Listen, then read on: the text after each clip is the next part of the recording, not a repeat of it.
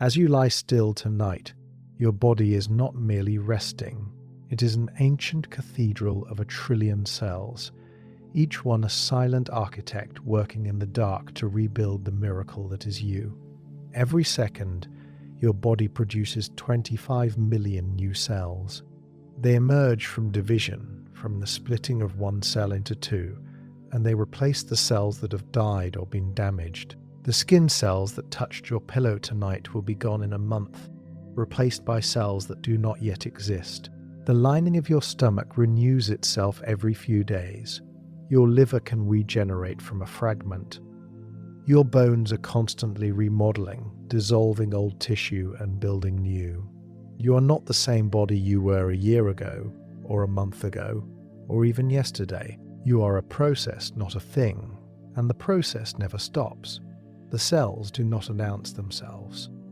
They work in silence in darkness, following instructions written in DNA that is older than language, older than consciousness.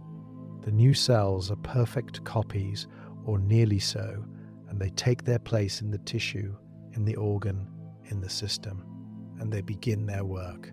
The body does not age because it stops making new cells. It ages because the new cells are slightly less perfect than the old ones, errors accumulating over time, but even then, the body tries. It rebuilds. It renews. It does not give up. DNA is damaged thousands of times per day in every cell. Ultraviolet light breaks the bonds between nucleotides. Free radicals attack the sugar phosphate backbone. Replication errors introduce mutations. The damage is constant, relentless, and if left unrepaired, it would be catastrophic. But the cell does not leave it unrepaired. It has enzymes that patrol the DNA, scanning for errors, and when they find damage, they cut it out and replace it with the correct sequence. The repair is precise, molecular, and it happens continuously every moment of your life. As you lie still tonight, your body is not merely resting. It is an ancient cathedral of 1,000,000,000,000 cells, each one a silent architect working in the dark to rebuild the miracle that is you. Every second, your body produces 25 million new cells. They emerge from division, from the splitting of one cell into two, and they replace the cells that have died or been damaged. The skin cells that touched your pillow tonight will be gone in a month, replaced by cells that do not yet exist. The lining of your stomach renews itself every few days. Your liver can regenerate from a fragment. Your bones are constantly remodeling, dissolving old tissue and building new. You are not the same body you were a year ago, or a month ago, or even yesterday. You are a process, not a thing, and the process never stops. The cells do not announce themselves.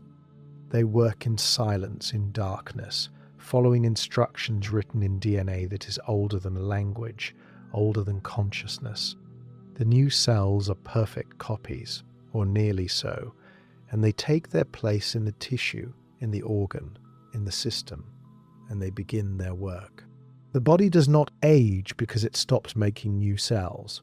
It ages because the new cells are slightly less perfect than the old ones, errors accumulating over time. But even then, the body tries. It rebuilds. It renews. It does not give up. DNA is damaged thousands of times per day in every cell. Ultraviolet light breaks the bonds between nucleotides. Free radicals attack the sugar phosphate backbone. Replication errors introduce mutations. The damage is constant, relentless, and if left unrepaired, it would be catastrophic. But the cell does not leave it unrepaired. It has enzymes that patrol the DNA, scanning for errors, and when they find damage, they cut it out and replace it with the correct sequence. The repair is precise, molecular, and it happens continuously, every moment of your life. The repair enzymes are proteins, folded into shapes that allow them to recognize damaged DNA and bind to it. They work like editors, reading the genetic text, finding the typos and correcting them. The process is called nucleotide excision repair, base excision repair, and there are dozens of pathways, each one specialized for a different type of damage. The enzymes do not rest.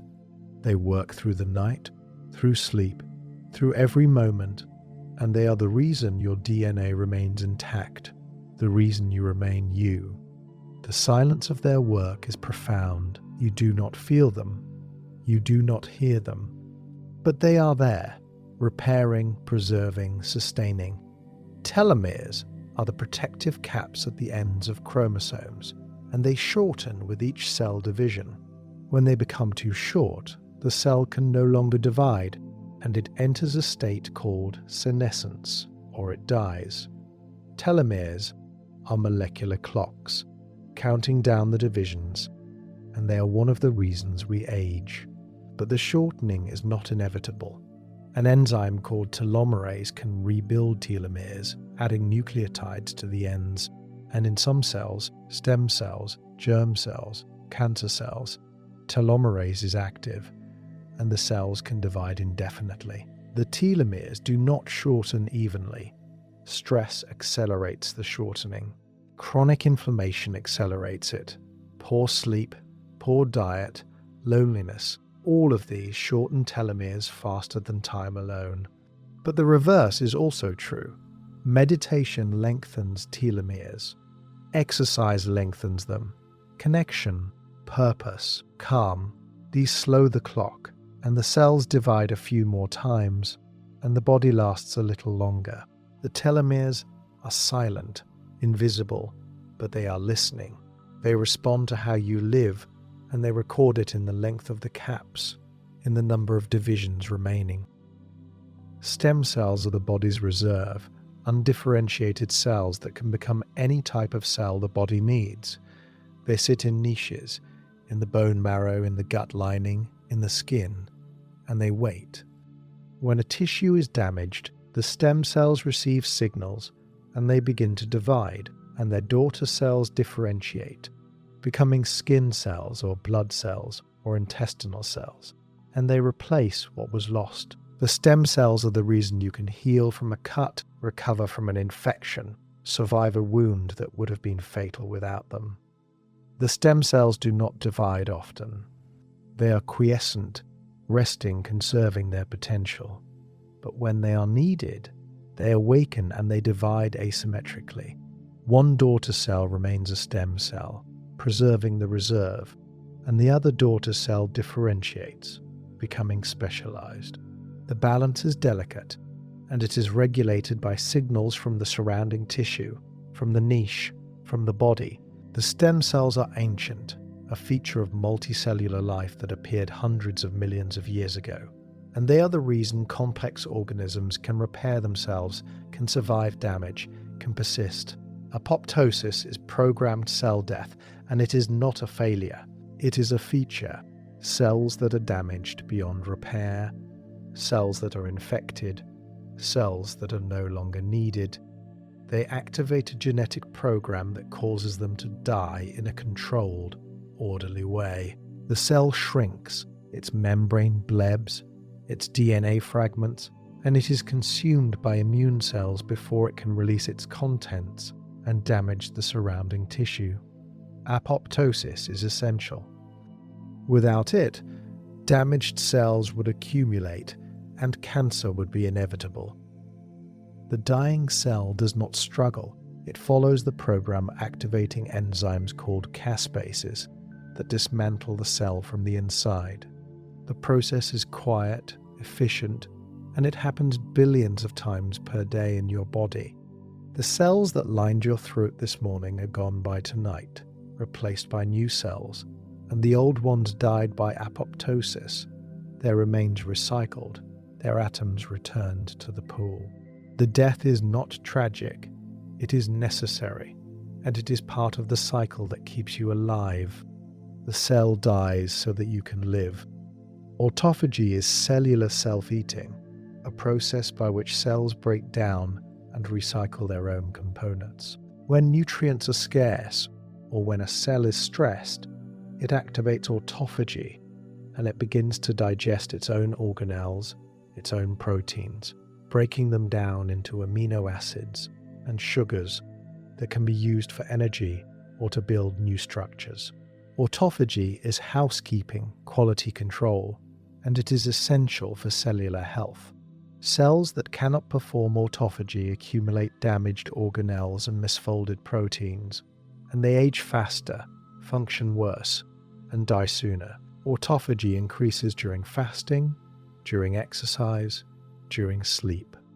The cell senses the stress, and it responds by cleaning itself, by breaking down the old and damaged, and using the pieces to build the new.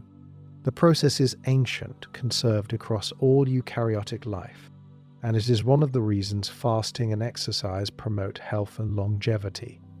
The cell does not waste, it recycles, and in recycling it renews itself. The autophagy is silent, molecular, and it happens in every cell, every night as you sleep. Mitochondria are the powerhouses of the cell, and they are also the timekeepers of aging. They produce ATP, the energy currency of life, by burning glucose and oxygen, and in the process, they generate free radicals, reactive molecules that damage DNA, proteins, and lipids. The mitochondria are damaged by their own activity, and over time they accumulate mutations. They become less efficient, and the cell produces less energy and more waste. Mitochondrial dysfunction is a hallmark of aging, and it contributes to fatigue, inflammation, and disease. But the mitochondria are not passive victims. They have their own quality control systems. Damaged mitochondria are tagged and destroyed by autophagy, a process called mitophagy, and new mitochondria are generated by division of healthy mitochondria. The balance between damage and repair determines the health of the mitochondrial population, and that balance is influenced by diet, exercise, and sleep. The mitochondria are ancient, descendants of bacteria that were engulfed by a larger cell billions of years ago, and they still carry their own DNA, their own ribosomes, their own evolutionary history. They are partners, not servants, and they respond to how you treat them.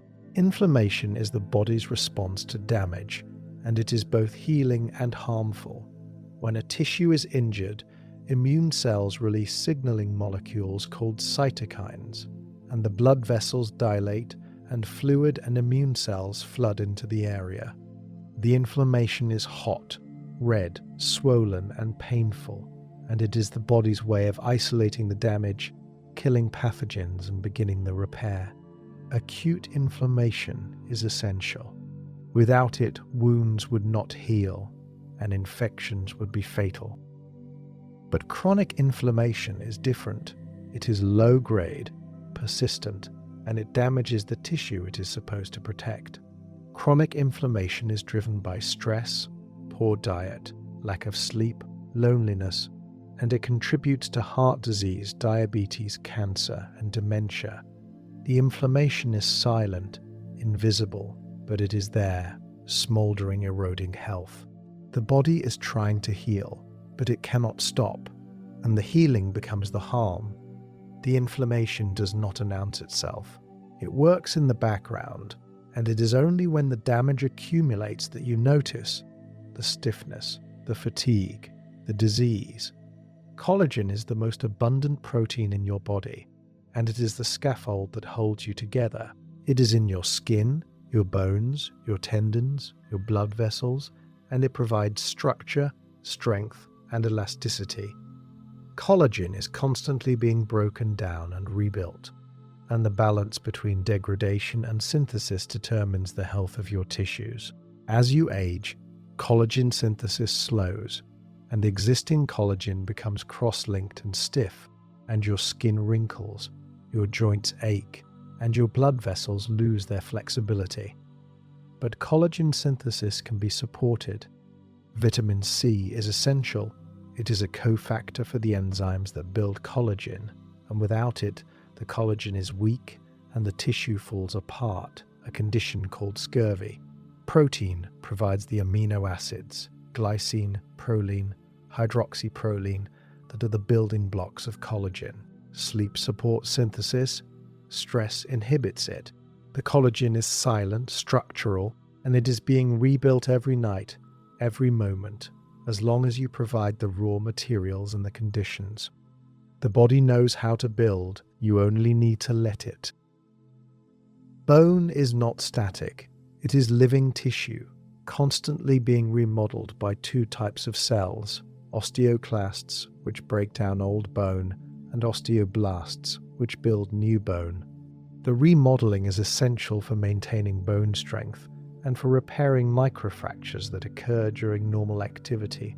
The process is regulated by hormones, by mechanical stress, and by nutrients, and it is the reason bones can heal from fractures and adapt to new loads.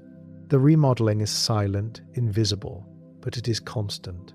Every night, as you sleep, osteoclasts dissolve small amounts of bone, releasing calcium and phosphate into the blood, and osteoblasts deposit new bone matrix, which then mineralizes, becoming hard and strong. The balance between resorption and formation determines bone density, and that balance shifts with age, with diet, with activity.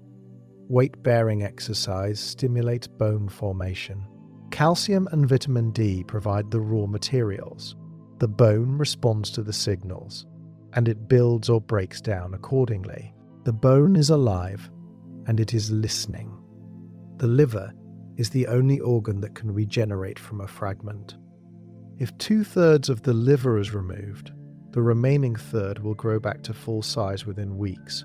The hepatocytes, the liver cells, begin to divide, and they do not stop until the liver has reached its original mass. The regeneration is precise, regulated, and it is one of the most remarkable examples of healing in the human body. The liver does not overgrow. It knows when to stop, and it stops. The liver is a chemical factory, processing nutrients, detoxifying poisons, synthesizing proteins, and it is constantly exposed to damage. Alcohol, drugs, viruses, toxins, all of these harm the liver, and the liver responds by regenerating, by replacing the damaged cells with new ones. But the regeneration has limits. Chronic damage leads to scarring, to fibrosis, and eventually to cirrhosis, where the liver can no longer regenerate and function fails. The liver is resilient, but it is not invincible. It heals, but it needs time, and it needs you to stop the harm. Muscle fibers do not divide. Once formed, they last for life, growing larger or smaller depending on use, but not increasing in number. When a muscle is damaged by exercise, by injury, satellite cells, a type of stem cell, are activated, and they fuse with the damaged fiber, donating their nuclei and allowing the fiber to repair and grow. The muscle does not heal by replacing the fiber. It heals by reinforcing it, by making it stronger.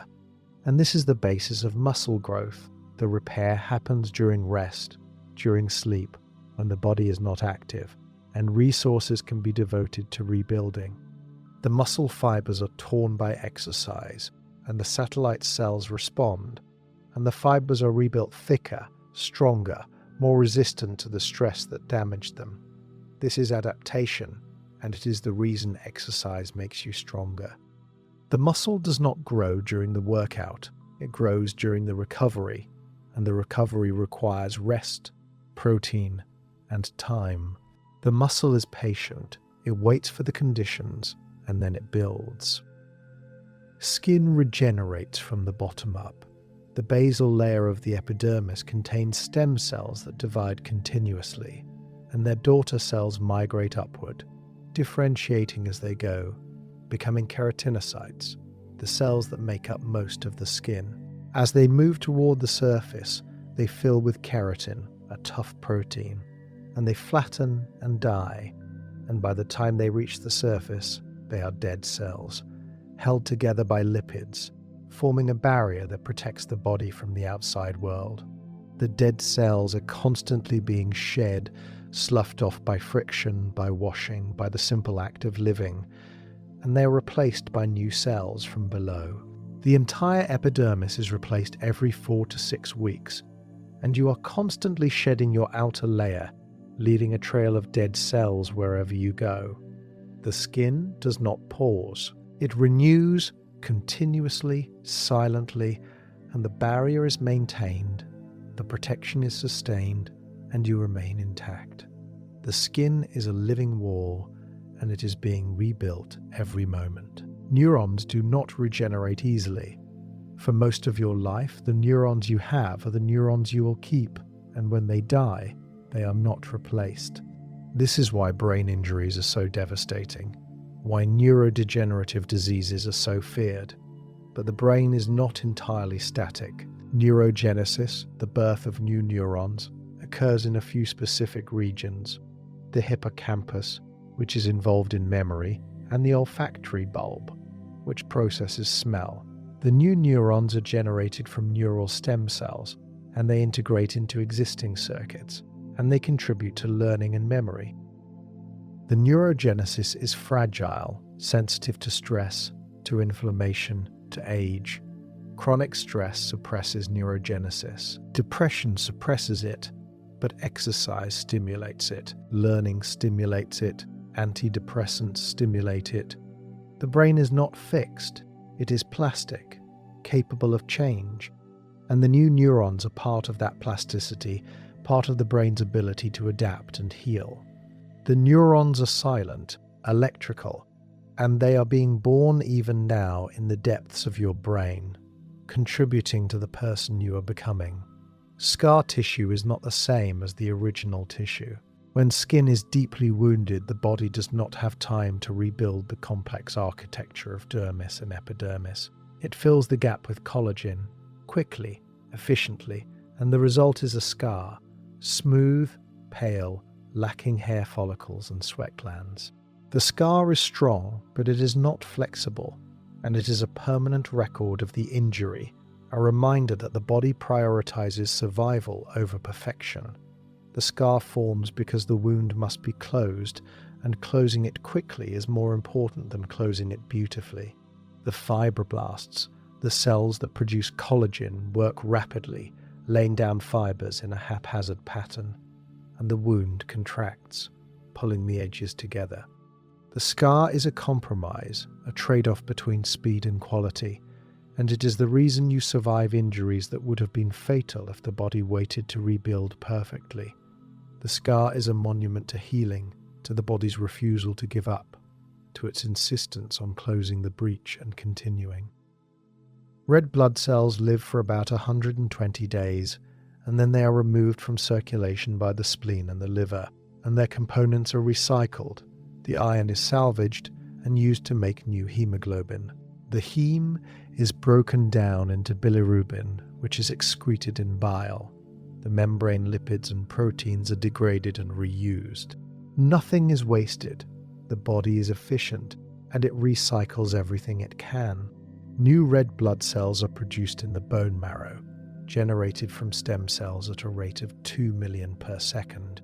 The production is regulated by a hormone called erythropoietin, which is released by the kidneys in response to low oxygen levels. The red blood cells are simple. They have no nucleus, no mitochondria, no DNA, and they are filled with hemoglobin, the protein that carries oxygen. They are born, they circulate, they deliver oxygen, and they die, and the cycle continues every second, every day, sustaining your life. The red blood cells do not think. They simply carry, and in carrying, they sustain. Platelets are cell fragments, pieces of larger cells called megakaryocytes, and they are essential for clotting. When a blood vessel is damaged, platelets adhere to the site, and they release chemicals that attract more platelets, and they form a plug that stops the bleeding.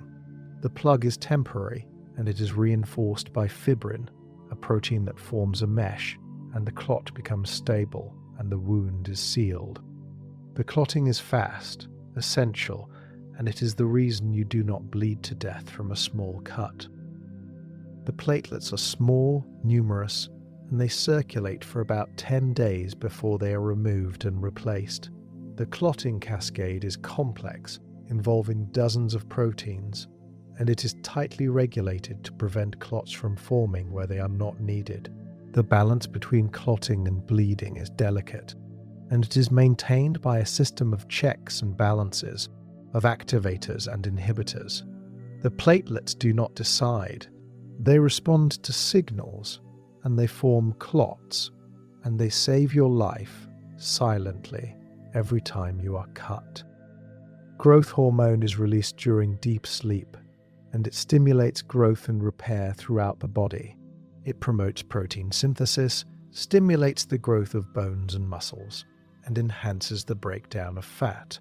Growth hormone is highest during childhood and adolescence, when the body is growing rapidly, but it continues to be released throughout life, and it is essential for maintaining muscle mass, bone density, and metabolic health. The release is pulsatile, occurring in bursts during the night, and it is triggered by deep, slow-wave sleep. If sleep is disrupted, if it is shallow or fragmented, the release of growth hormone is reduced, and the body's ability to repair and grow is impaired. The growth hormone does not work alone. It signals the liver to produce insulin-like growth factor 1, which mediates many of its effects, and together they orchestrate the repair and renewal that happens during sleep. The hormones are silent, chemical, and they are working now as you rest, rebuilding the body for tomorrow. The circadian rhythm regulates the timing of cellular repair. DNA repair enzymes are more active at certain times of day. Cell division is more common at night. The body does not repair randomly. It repairs on a schedule, and that schedule is set by the circadian clock, a molecular oscillator that runs in every cell synchronized by light and darkness. The clock is ancient, conserved across all life, and it is the reason your body knows when to sleep, when to wake, when to repair. Disruption of the circadian rhythm, by shift work, by jet lag, by artificial light at night, impairs cellular repair and increases the risk of disease. The cells do not know what time it is by looking at a clock. They know by the rhythm of gene expression, by the rise and fall of proteins that mark the passage of hours. The rhythm is internal, molecular, and it is essential for health. The body heals best when the rhythm is stable, when the light and dark are predictable, when the schedule is honored. The rhythm is silent, but it is there, ticking, in every cell. The body does not rest when you sleep. It works. It repairs DNA, it clears metabolic waste, it builds new cells, it strengthens memories, it balances hormones. Sleep is not the absence of activity. It is a different kind of activity, focused inward, on maintenance and renewal. The body knows what it needs, and it takes it, and if you deny it sleep, the repair is incomplete, the damage accumulates, and health declines. The cells do not complain. They simply work with what they are given, and if they are not given enough time, they do what they can, and they leave the rest for tomorrow. But tomorrow never comes if tonight is always interrupted, and the damage builds, and the body begins to fail. Sleep is not optional. It is essential, and it is the time when the cellular forge burns brightest, when the architects work fastest, when the miracle of you is rebuilt, cell by cell, molecule by molecule, in the silent dark. Sleep is not unconsciousness. It is a different kind of consciousness, a state where the brain is as active as it is during waking, but the activity is turned inward, focused on consolidation, repair, and renewal. The sleeping brain cycles through stages: light sleep, deep sleep, REM sleep, and each stage serves a different function.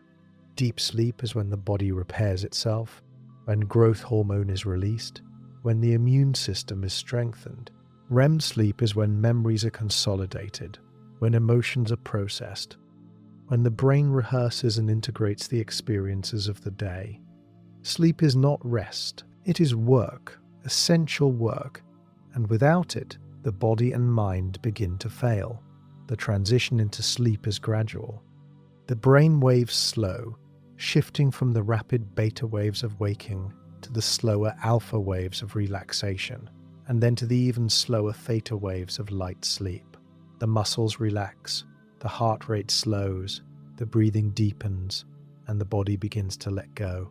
The transition is fragile, easily disrupted by noise, by light, by anxiety, and once disrupted, it must begin again. The brain does not force sleep. It allows it, and the allowing requires safety, darkness, quiet, and the absence of threat. Sleep is a surrender, and the body will not surrender unless it feels safe.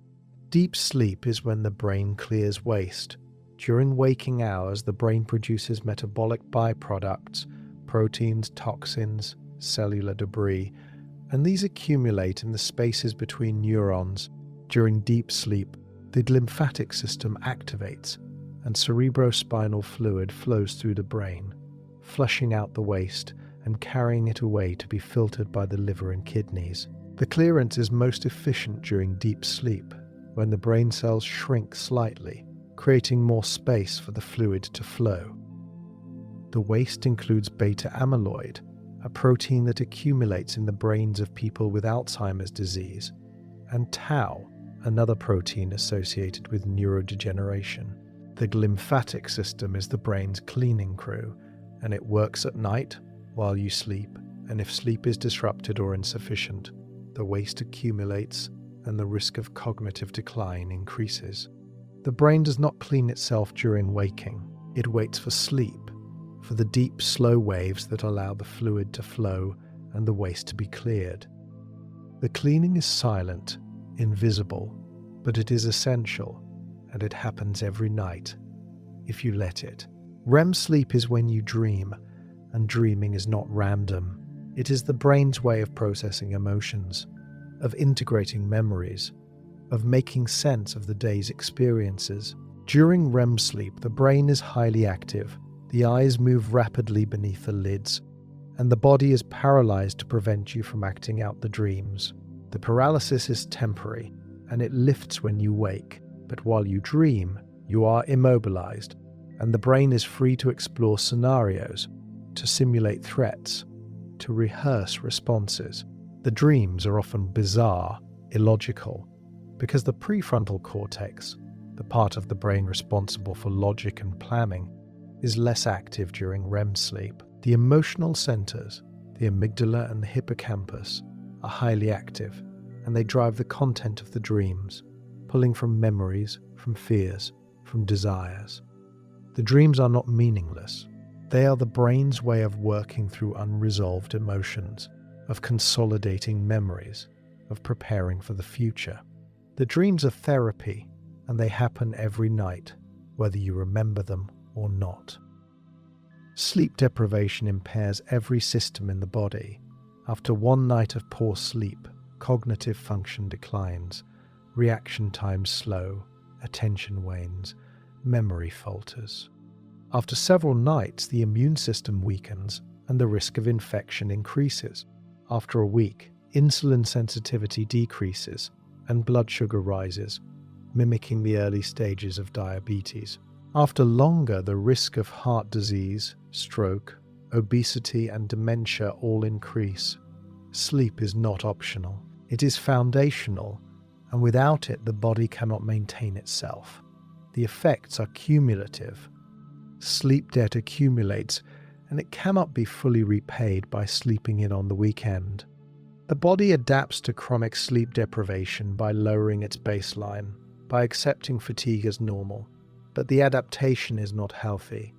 It is a compromise, a way of surviving in conditions that are not optimal, and the cost is paid in health, in longevity, in quality of life. The body does not complain loudly. It simply degrades, slowly, and the degradation is so gradual that you may not notice until the damage is done. The sleep cycle lasts about 90 minutes, and it repeats 4 to 6 times per night. Each cycle begins with light sleep, progresses to deep sleep, and ends with REM sleep, and then the cycle begins again. The proportion of deep sleep is highest in the early cycles, and the proportion of REM sleep is highest in the later cycles. This is why waking up after only a few hours leaves you feeling groggy. You have had deep sleep, but you have missed the REM sleep, and the brain has not finished its work. The cycles are not rigid. They vary from night to night, influenced by stress, by temperature, by what you ate, by how much you exercised. The brain adjusts, prioritizing the type of sleep it needs most, and if you are sleep deprived, the brain will spend more time in deep sleep, catching up on the repair work. The cycles are automatic, regulated by the brainstem and the thalamus, and they do not require conscious effort. You simply sleep, and the brain does the rest, cycling through the stages, doing the work that keeps you alive. Melatonin is the hormone of darkness. It is produced by the pineal gland in response to the absence of light, and it signals to the body that it is time to sleep. Melatonin does not cause sleep directly. It lowers body temperature, it reduces alertness, and it shifts the circadian rhythm, making sleep more likely. The production of melatonin is suppressed by light, especially blue light, and this is why exposure to screens before bed can delay sleep and reduce sleep quality. The melatonin rises in the evening, peaks in the middle of the night and falls in the morning, and this rhythm is synchronized with the light-dark cycle.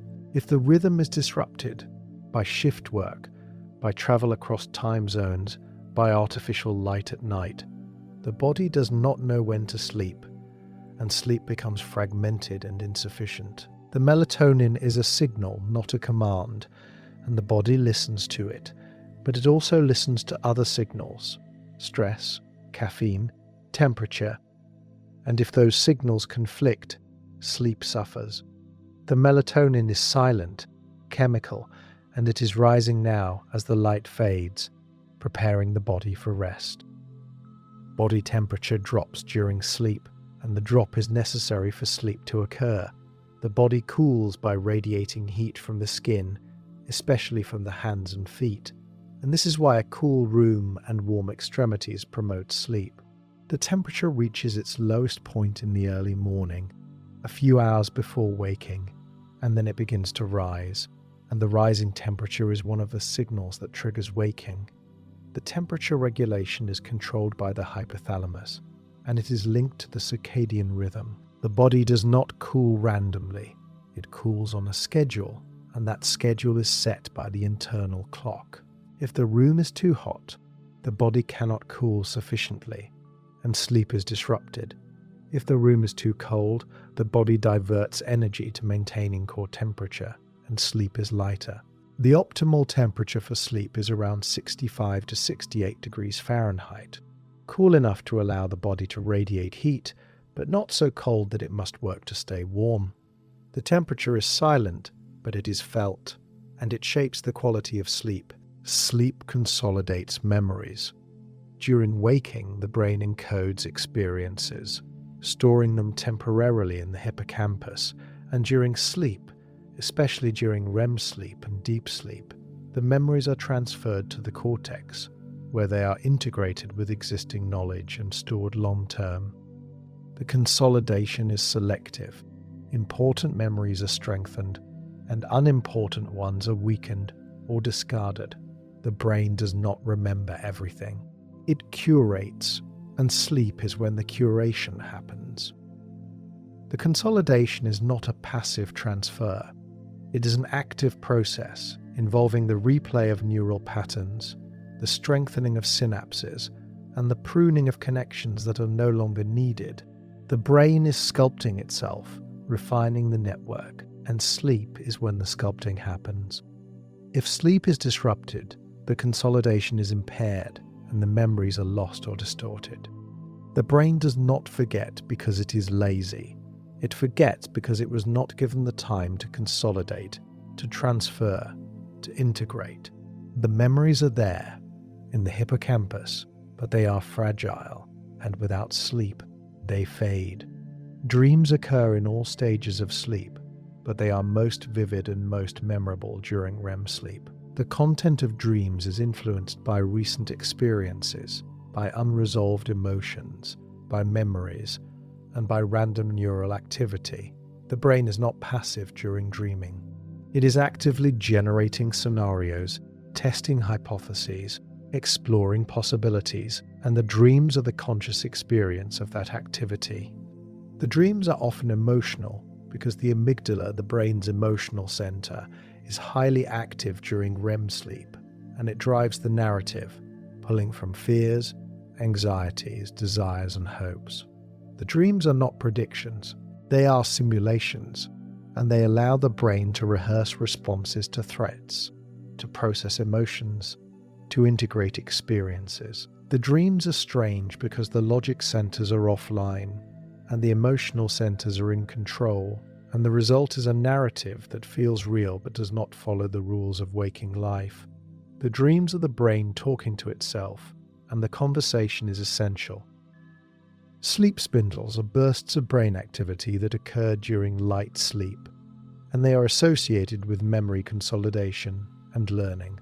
The spindles are generated by the thalamus, and they involve rapid oscillations of electrical activity, and they are thought to protect sleep from external disturbances by inhibiting the transmission of sensory information to the cortex. The spindles are also involved in transferring memories from the hippocampus to the cortex, and people with more sleep spindles tend to have better memory and learning ability.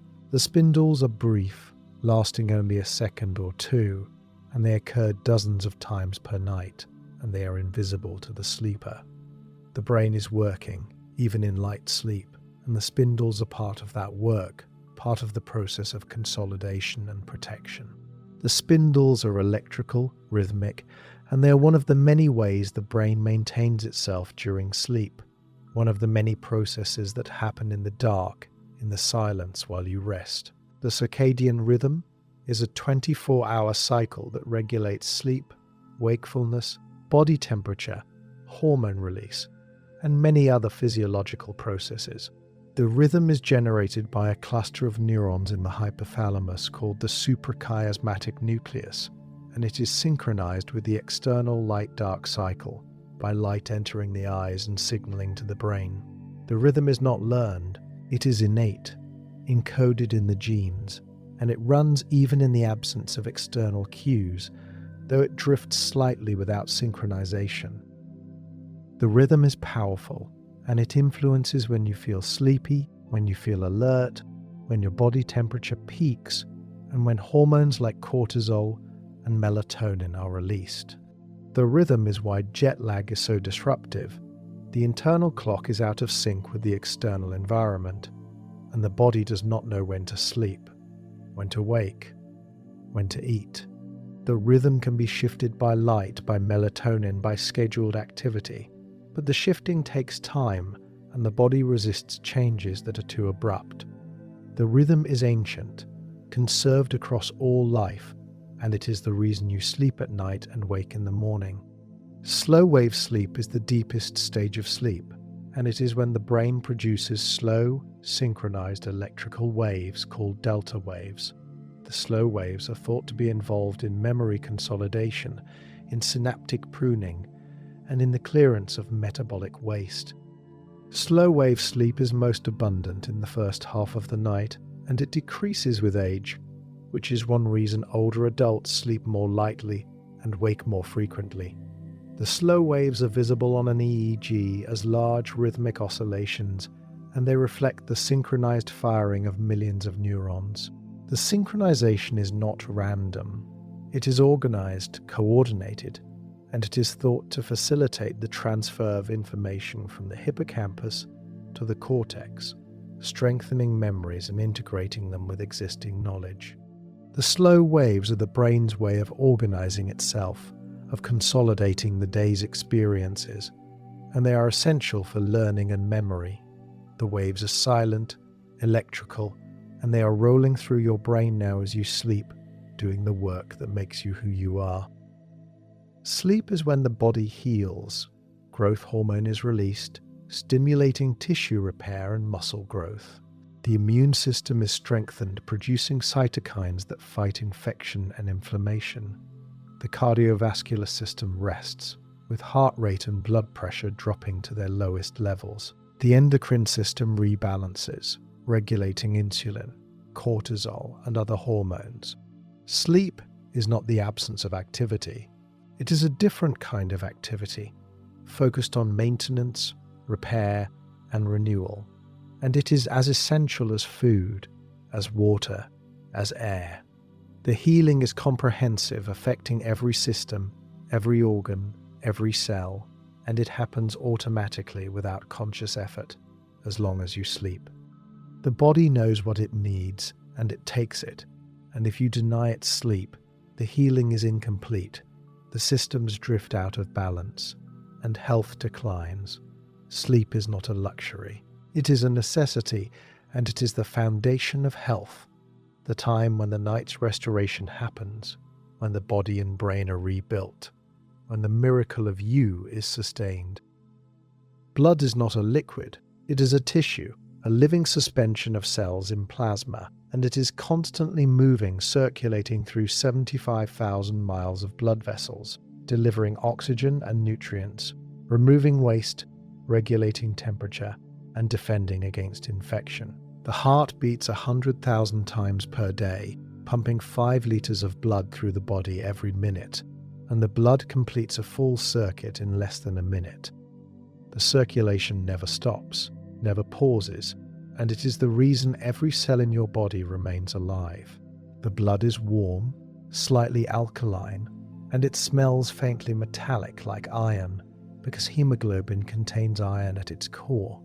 The blood is red because of hemoglobin, and the red deepens when the blood is oxygenated and pales when it is deoxygenated. The blood is not uniform. It separates when it stops moving. The red blood cells settle to the bottom. The white blood cells and platelets form a thin layer above them, and the plasma rises to the top, pale yellow and clear. The blood is alive, and it is moving, always moving, carrying life to every corner of the body. Plasma is the liquid component of blood, and it is more than 90% water. The rest is proteins, albumin, which maintains osmotic pressure, immunoglobulins, which are antibodies, fibrinogen, which is essential for clotting, and hundreds of other proteins, hormones, nutrients, and waste products.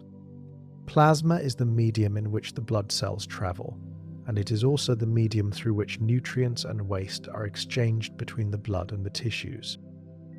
The plasma is pale yellow, and it is slightly viscous, thicker than water because of the dissolved proteins. The plasma carries glucose, amino acids, lipids, vitamins, minerals, hormones, and waste products like urea and CO2. The composition of plasma is tightly regulated by the kidneys, the liver, and the lungs, and it is constantly being adjusted to maintain homeostasis, to keep the internal environment stable despite changes in the external environment. The plasma is the ocean in which your cells swim, and it is kept clean, balanced, and nourishing by the organs that filter and regulate it. Hemoglobin is the protein that carries oxygen, and it is one of the most important molecules in your body. Each hemoglobin molecule contains 4 iron atoms, and each iron atom can bind 1 oxygen molecule, so each hemoglobin can carry 4 oxygen molecules. The red blood cells are packed with hemoglobin, and each red blood cell contains about 270 million hemoglobin molecules, and the blood contains about 25 trillion red blood cells. The capacity to carry oxygen is enormous, and it is the reason you can survive, the reason your cells can burn glucose and produce energy. The hemoglobin binds oxygen in the lungs where the oxygen concentration is high, and it releases oxygen in the tissues where the oxygen concentration is low. The binding and release are cooperative. When one oxygen binds, it makes it easier for the next oxygen to bind, and when one oxygen is released, it makes it easier for the next oxygen to be released. The hemoglobin is exquisitely sensitive to the conditions, and it adjusts its affinity for oxygen based on pH, temperature, and carbon dioxide levels, ensuring that oxygen is delivered where it is needed most. The hemoglobin does not think, it simply responds, and in responding, it sustains life. The lymphatic system is the body's drainage network, a system of vessels that runs parallel to the blood vessels and collects excess fluid from the tissues and returns it to the bloodstream. The fluid, called lymph, is similar to plasma, but it contains fewer proteins and more white blood cells. The lymphatic system does not have a pump like the heart. It relies on the contraction of muscles and the movement of the body to push the lymph through the vessels, and it has one-way valves that prevent backflow. The lymph is clear or pale yellow, and it moves slowly, much more slowly than blood, and it passes through lymph nodes, small bean-shaped organs that filter the lymph and remove pathogens, dead cells and debris. The lymph nodes are concentrated in the neck, the armpits and the groin, and they swell when the body is fighting an infection, filled with white blood cells that are multiplying and attacking the invaders. The lymphatic system is silent, invisible, but it is essential, and it is working now, draining the tissues, filtering the lymph, returning the fluid to the blood, maintaining the balance. White blood cells are the body's defenders, and they come in many types, each with a different role. Neutrophils are the most abundant, and they are the first responders, arriving at the site of infection within minutes and engulfing bacteria and fungi. Lymphocytes include T cells, which kill infected cells, and B cells, which produce antibodies. Monocytes become macrophages, large cells that engulf pathogens and debris. Eosinophils attack parasites. Basophils release histamine, which triggers inflammation. The white blood cells are produced in the bone marrow, and they circulate in the blood and the lymph, patrolling for threats. When they detect a pathogen, they respond, and the response is coordinated, involving signaling molecules called cytokines that recruit more white blood cells and activate the immune response. The white blood cells are not passive.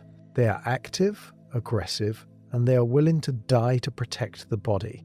The battle is silent, invisible, but it is constant, and it is happening now, in your blood, in your lymph, in your tissues. As the white blood cells patrol and defend, the spleen is a fist-sized organ tucked beneath the ribs on the left side, and it is part of the lymphatic system. The spleen filters the blood, removing old or damaged red blood cells and recycling their components. It also stores platelets and white blood cells, releasing them when they are needed, and it is involved in the immune response, producing antibodies and activating lymphocytes. The spleen is not essential, you can live without it, but without it, the immune system is weaker and the risk of infection is higher. The spleen is soft and dark red, and it is filled with blood, and it is one of the most vascular organs in the body. The blood flows through the spleen slowly, allowing the white blood cells time to inspect the red blood cells and remove those that are damaged or old. The spleen is quiet, working in the background, and you are not aware of it unless it is injured or diseased. The spleen is a filter, a reservoir, and a barracks, and it is part of the body's defense, part of the system that keeps the blood clean and the immune system ready. Blood pressure is the force exerted by the blood against the walls of the blood vessels, and it is generated by the contraction of the heart. The pressure is highest when the heart contracts, called systolic pressure, and lowest when the heart relaxes, called diastolic pressure. Blood pressure is measured in millimeters of mercury, and normal blood pressure is around 120/80. The pressure is essential for driving blood through the vessels. But if it is too high, it damages the vessels, and if it is too low, the tissues do not receive enough oxygen. The blood pressure is regulated by the kidneys, the nervous system, and the endocrine system, and it is constantly being adjusted to maintain adequate perfusion of the tissues. The pressure is higher when you are active, when you are stressed, when you are dehydrated, and it is lower when you are resting, when you are calm, when you are well hydrated. The pressure is not constant. It fluctuates with every heartbeat, with every breath, with every movement, and the body adjusts constantly to keep the pressure within the range that sustains life. The pressure is silent, but it is felt in the pulse, in the throb, in the flow. The heart is a muscle, and like all muscles, it requires oxygen and nutrients to function. The heart supplies itself through the coronary arteries, which branch off the aorta and wrap around the heart, delivering oxygenated blood to the heart muscle. The coronary arteries are small, and they are vulnerable to blockage by plaques, deposits of cholesterol and other substances that accumulate in the vessel walls. When a coronary artery is blocked, the heart muscle downstream is deprived of oxygen, and it dies, and this is a heart attack. The heart does not rest. It beats continuously, contracting and relaxing, pumping blood, and it requires a constant supply of oxygen and nutrients. The heart muscle is thick and strong, and it is designed to work for a lifetime, but it is also vulnerable, and it is damaged by high blood pressure, by high cholesterol, by smoking, by diabetes, by stress. The heart is resilient, but it is not invincible, and it requires care, and it responds to how you live. The heart beats now, steady and strong, and it will continue to beat as long as you give it what it needs. Clotting is a cascade, a series of reactions in which each step activates the next, amplifying the signal and producing a rapid response. When a blood vessel is damaged, platelets adhere to the site and they release chemicals that activate clotting factors, proteins in the plasma that are normally inactive. The clotting factors activate each other in sequence, and the final step is the conversion of fibrinogen to fibrin, a protein that forms a mesh, and the mesh traps red blood cells and platelets, and the clot becomes stable. The clotting is fast, essential, and it is the reason you do not bleed to death from a small cut. But clotting is also dangerous if it occurs where it is not needed, if a clot forms in a blood vessel and blocks the flow of blood, and this is a thrombosis, and it can cause a heart attack or a stroke. The clotting is regulated by anticoagulants, proteins that inhibit the clotting factors, and the balance between clotting and anticoagulation is delicate, maintained by a system of checks and balances. The clotting is silent, molecular, and it is happening now, wherever there is damage, sealing the breach, stopping the bleeding. The kidneys filter the blood, removing waste products and excess water and producing urine. The kidneys receive about 20% of the blood pumped by the heart, and they filter the entire blood volume about 40 times per day. The filtration occurs in the nephrons, tiny structures that contain a glomerulus, a ball of capillaries, and a tubule, a long winding tube. The blood is filtered in the glomerulus, and the filtrate passes through the tubule, where water and nutrients are reabsorbed and waste products are concentrated, and the result is urine. The kidneys are not just filters. They are regulators, controlling blood pressure, balancing electrolytes, producing hormones that stimulate red blood cell production and activate vitamin D. The kidneys are essential, and if they fail, the blood becomes toxic, and dialysis or a transplant is required. The kidneys are silent, working in the background, and you are not aware of them unless they fail. The kidneys are filtering now, cleaning the blood, balancing the fluids, maintaining the internal environment that allows life to continue. Oxygen is carried by hemoglobin, but carbon dioxide, the waste product of metabolism, is carried in three ways: dissolved in plasma, bound to hemoglobin, and as bicarbonate ions. Most of the carbon dioxide is converted to bicarbonate by an enzyme in the red blood cells, and the bicarbonate is transported in the plasma.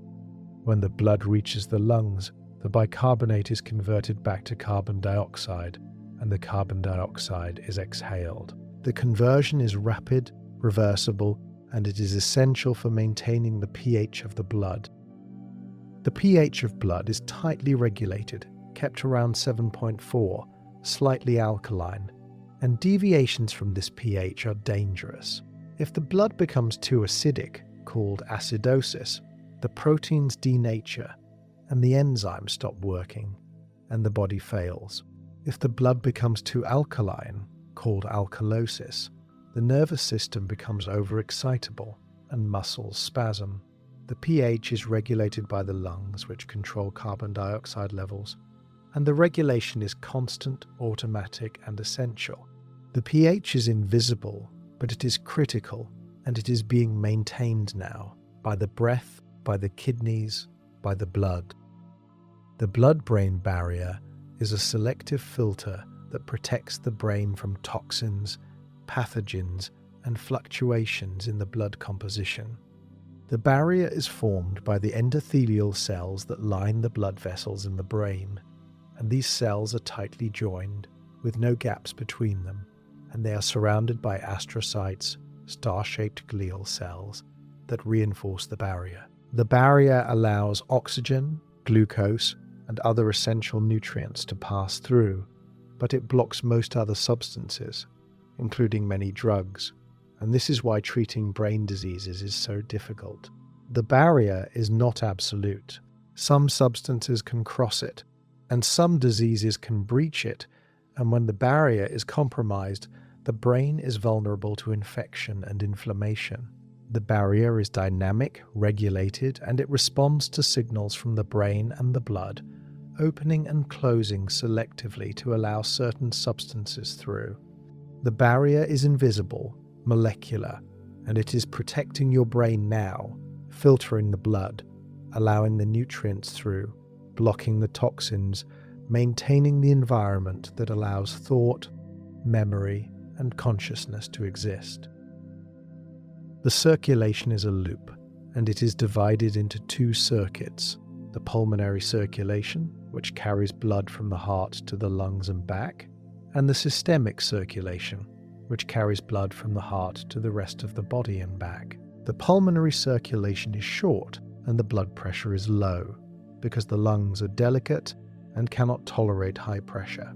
The systemic circulation is long and the blood pressure is high, because the blood must reach every tissue, every organ, every cell, and it must overcome gravity and resistance. The two circuits are connected in series, and the blood flows through them continuously, driven by the heart, regulated by the vessels, and the flow is smooth, laminar, except in the heart and the large arteries, where it is turbulent. The circulation is ancient, conserved across all vertebrates, and it is the reason complex multicellular organisms can exist, the reason cells deep inside the body can receive oxygen and nutrients and remove waste. The circulation is silent, but it is felt in the pulse, in the warmth, in the life that flows through every part of you. The mind is not separate from the body. It is the body, or rather, it is what the body does. The emergent property of 100 billion neurons firing in patterns, creating thought, emotion, memory, and consciousness. The mind shapes the body, and the body shapes the mind, and the boundary between them is not a line but a gradient, a continuum of influence that flows in both directions. What you think affects how you heal. What you believe affects what you feel. The mind is not a passive observer.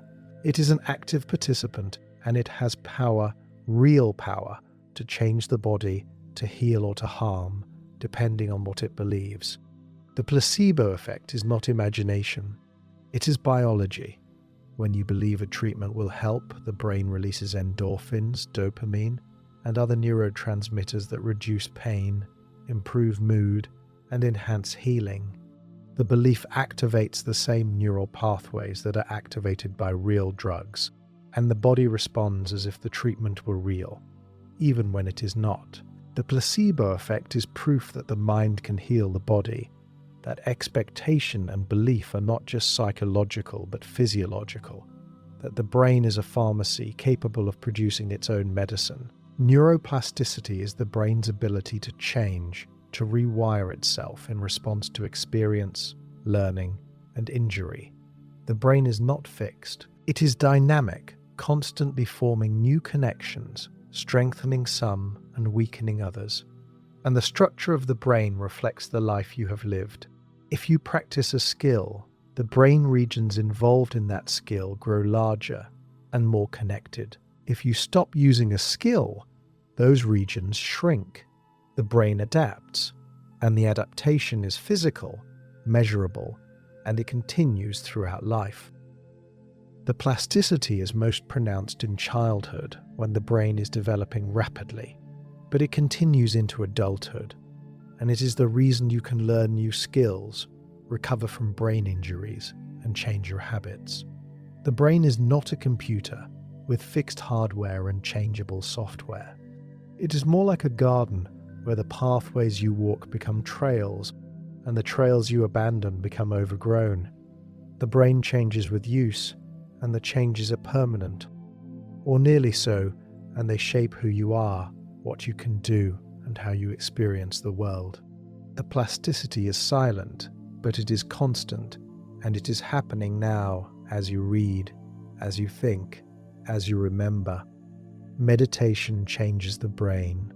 Studies using MRI scans have shown that people who meditate regularly have thicker cortex in regions involved in attention and sensory processing, larger hippocampus, which is involved in memory, and smaller amygdala, which is involved in fear and stress. The changes are not subtle, they are measurable, and they correlate with the amount of meditation practice. The brain is responding to the practice, and it is adapting, becoming more efficient at attention, more resilient to stress, more capable of regulating emotion. The meditation does not require belief. It requires practice, repetition, and the brain responds to the repetition by strengthening the neural pathways involved in attention and awareness.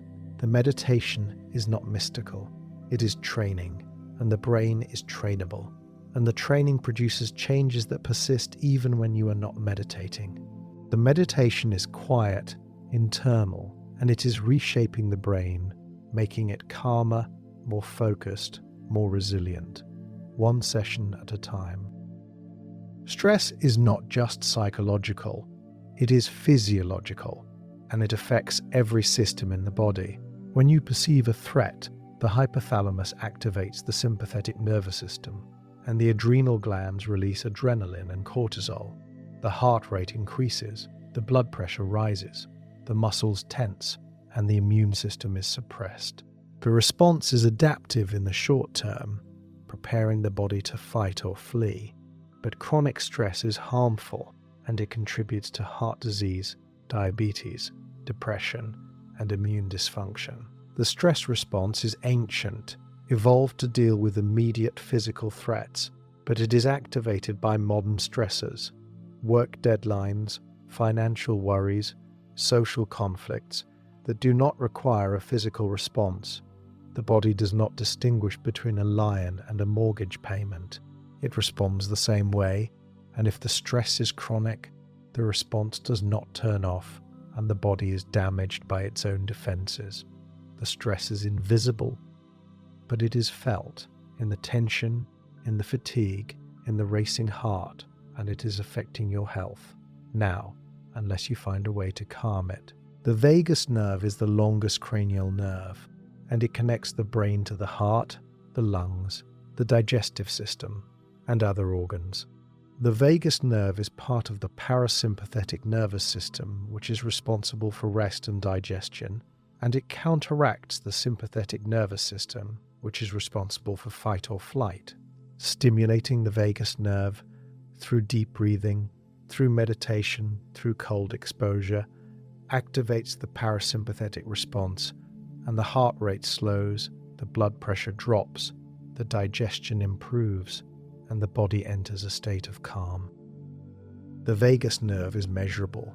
Vagal tone, the activity of the vagus nerve, can be assessed by measuring heart rate variability, the variation in time between heartbeats, and higher vagal tone is associated with better emotional regulation, better stress resilience, and better physical health.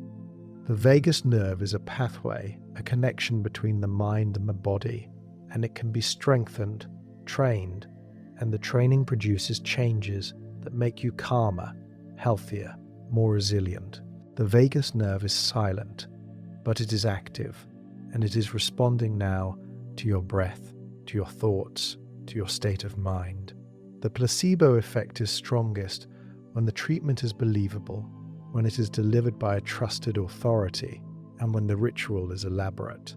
A placebo injection is more effective than a placebo pill. A placebo surgery is more effective than a placebo injection.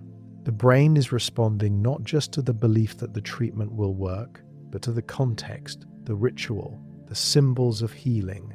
The brain is pattern-seeking, and it recognizes the patterns of medicine, and it responds to them even when the medicine is fake. The placebo effect is not deception. It is the brain's way of mobilizing its own healing resources, and it is real, measurable, and it can be harnessed. The effect is not limited to pain.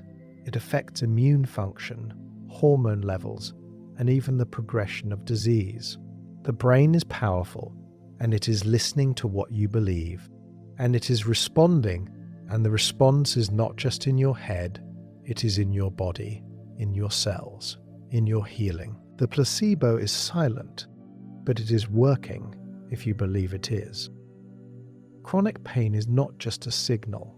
It is a state, a condition in which the nervous system has become sensitized, and it amplifies pain signals, creating pain even in the absence of tissue damage. The pain is real, not imagined, but it is generated by the nervous system, not by the injury, and it persists long after the injury has healed. Chronic pain is a disorder of the nervous system, and it can be treated by retraining the brain, by teaching it to interpret signals differently, to reduce the amplification. The retraining involves cognitive behavioral therapy, mindfulness, graded exposure to movement, and other techniques that change how the brain processes pain signals. The brain is plastic, and it can learn to reduce pain just as it learned to amplify it. The pain is not permanent. It is a pattern, and patterns can be changed, and the change requires time, practice, and patience. The pain is felt deeply, but it is not inevitable, and it can be reduced, even eliminated, by changing the brain's response to the signals. Oxytocin is the hormone of connection released during social bonding, during touch, during childbirth and breastfeeding. Oxytocin reduces stress, lowers blood pressure, promotes healing, and enhances immune function. The hormone is not just about reproduction, it is about connection, and connection is healing. People who are socially connected, who have strong relationships, who feel loved and supported, are healthier, live longer, and recover faster from illness and injury. The oxytocin is released by the pituitary gland, and it acts on receptors throughout the body, in the brain, in the heart, in the immune system. The oxytocin is triggered by touch, by eye contact, by conversation, by the presence of others, and it is the reason loneliness is so harmful, the reason isolation is a risk factor for disease. The oxytocin is chemical, but it is social, and it is flowing now if you are connected, if you are loved, if you are not alone. The prefrontal cortex is the brain's executive center, responsible for planning, decision-making, impulse control, and emotional regulation. The prefrontal cortex is the last part of the brain to develop, not fully mature, until the mid-20s, and it is the first part to decline with age and stress. The prefrontal cortex is vulnerable, and it is damaged by chronic stress, by sleep deprivation, by alcohol, by trauma, and when it is damaged, the ability to regulate emotion and behavior is impaired. The prefrontal cortex can be strengthened. Meditation strengthens it. Exercise strengthens it. Sleep strengthens it. The prefrontal cortex is plastic, and it responds to training, and the training produces changes that improve self-control, emotional regulation, and decision-making. The prefrontal cortex is the part of the brain that makes you human, that allows you to plan for the future, to resist temptation, to choose the hard right over the easy wrong. The prefrontal cortex is working now if you are calm, if you are rested, if you are not overwhelmed by stress. The default mode network is a set of brain regions that are active when the mind is at rest, when you are not focused on the external world but on internal thoughts, memories, and daydreams. The default mode network is involved in self-referential thinking, in planning, in imagining the future, and it is the network that is active when your mind wanders. The default mode network is also the network that is overactive in depression, in anxiety, in rumination, when the mind is stuck in loops of negative thinking. Meditation reduces the activity of the default mode network, and it strengthens the connections between the prefrontal cortex and the default mode network, allowing for better regulation of mind wandering and rumination. The meditation does not stop thoughts. It changes the relationship to thoughts, making them less sticky, less compelling, less able to hijack attention. The default mode network is active now if your mind is wandering, if you are thinking about the past or the future, and it can be calmed, quieted by bringing attention back to the present, to the breath, to the body. Neurogenesis, the birth of new neurons, occurs in the hippocampus throughout life, and it is enhanced by exercise, by learning, by antidepressants, and it is suppressed by stress, by inflammation, by age. The new neurons integrate into existing circuits, and they contribute to learning, to memory, to mood regulation. Neurogenesis is the brain's way of renewing itself, of maintaining plasticity, and it is one of the reasons exercise and learning are so beneficial for mental health. The neurogenesis is slow, and the new neurons are fragile, and they require time and the right conditions to survive and integrate. The brain is not fixed. It is growing even in adulthood, and the growth is influenced by how you live, by what you do, by how you treat your body and your mind.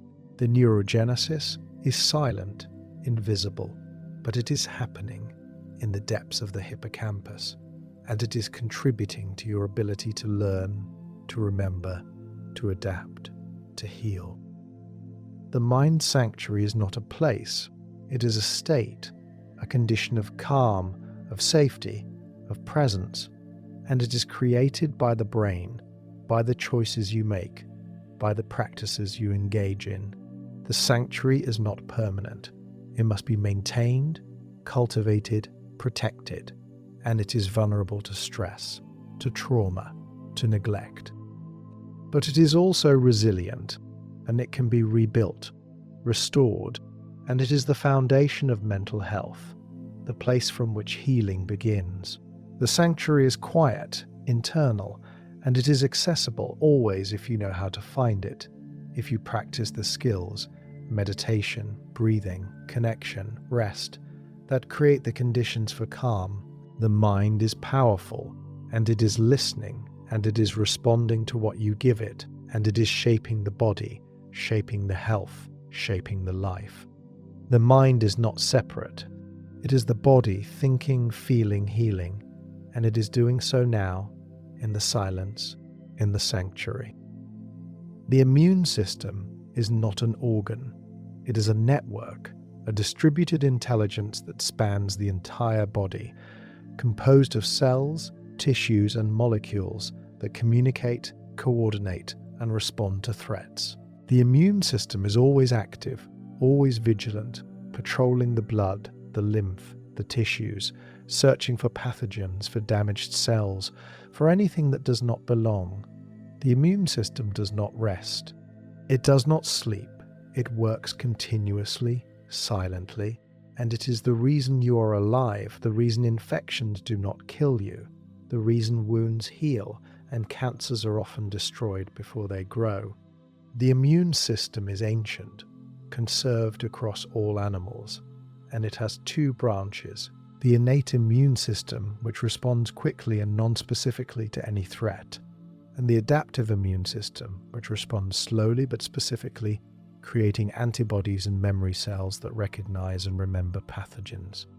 The two systems work together, and they are coordinated by signaling molecules called cytokines, which are released by immune cells and travel through the blood and lymph, recruiting more cells, activating responses, and orchestrating the defense. The immune system is a symphony, and the cytokines are the conductor, and the music is the battle, silent and invisible, happening now in your body. Macrophages are large white blood cells that engulf and digest pathogens, dead cells, and debris. The name means big eaters, and they are found in every tissue, patrolling, cleaning, and defending. Macrophages are part of the innate immune system, and they respond quickly to infection, arriving at the site within hours and beginning to consume the invaders. Macrophages also release cytokines that recruit other immune cells and activate inflammation, and they present pieces of the pathogens to T cells, activating the adaptive immune response. The macrophages are versatile, adaptable, and they can change their behavior depending on the signals they receive. Some macrophages are pro-inflammatory, attacking pathogens aggressively, and others are anti-inflammatory, promoting healing and tissue repair. The balance between the two types is critical, and it is regulated by the environment, by the cytokines, by the state of the tissue. The macrophages are silent, invisible, but they are everywhere, eating, cleaning, defending, and they are working now in your tissues, keeping you safe. T cells are the generals of the immune system, and they come in several types, each with a different role. Helper T cells coordinate the immune response, releasing cytokines that activate other immune cells. Killer T cells destroy infected cells, recognizing them by the viral proteins displayed on their surface, and injecting them with toxic proteins that cause them to die.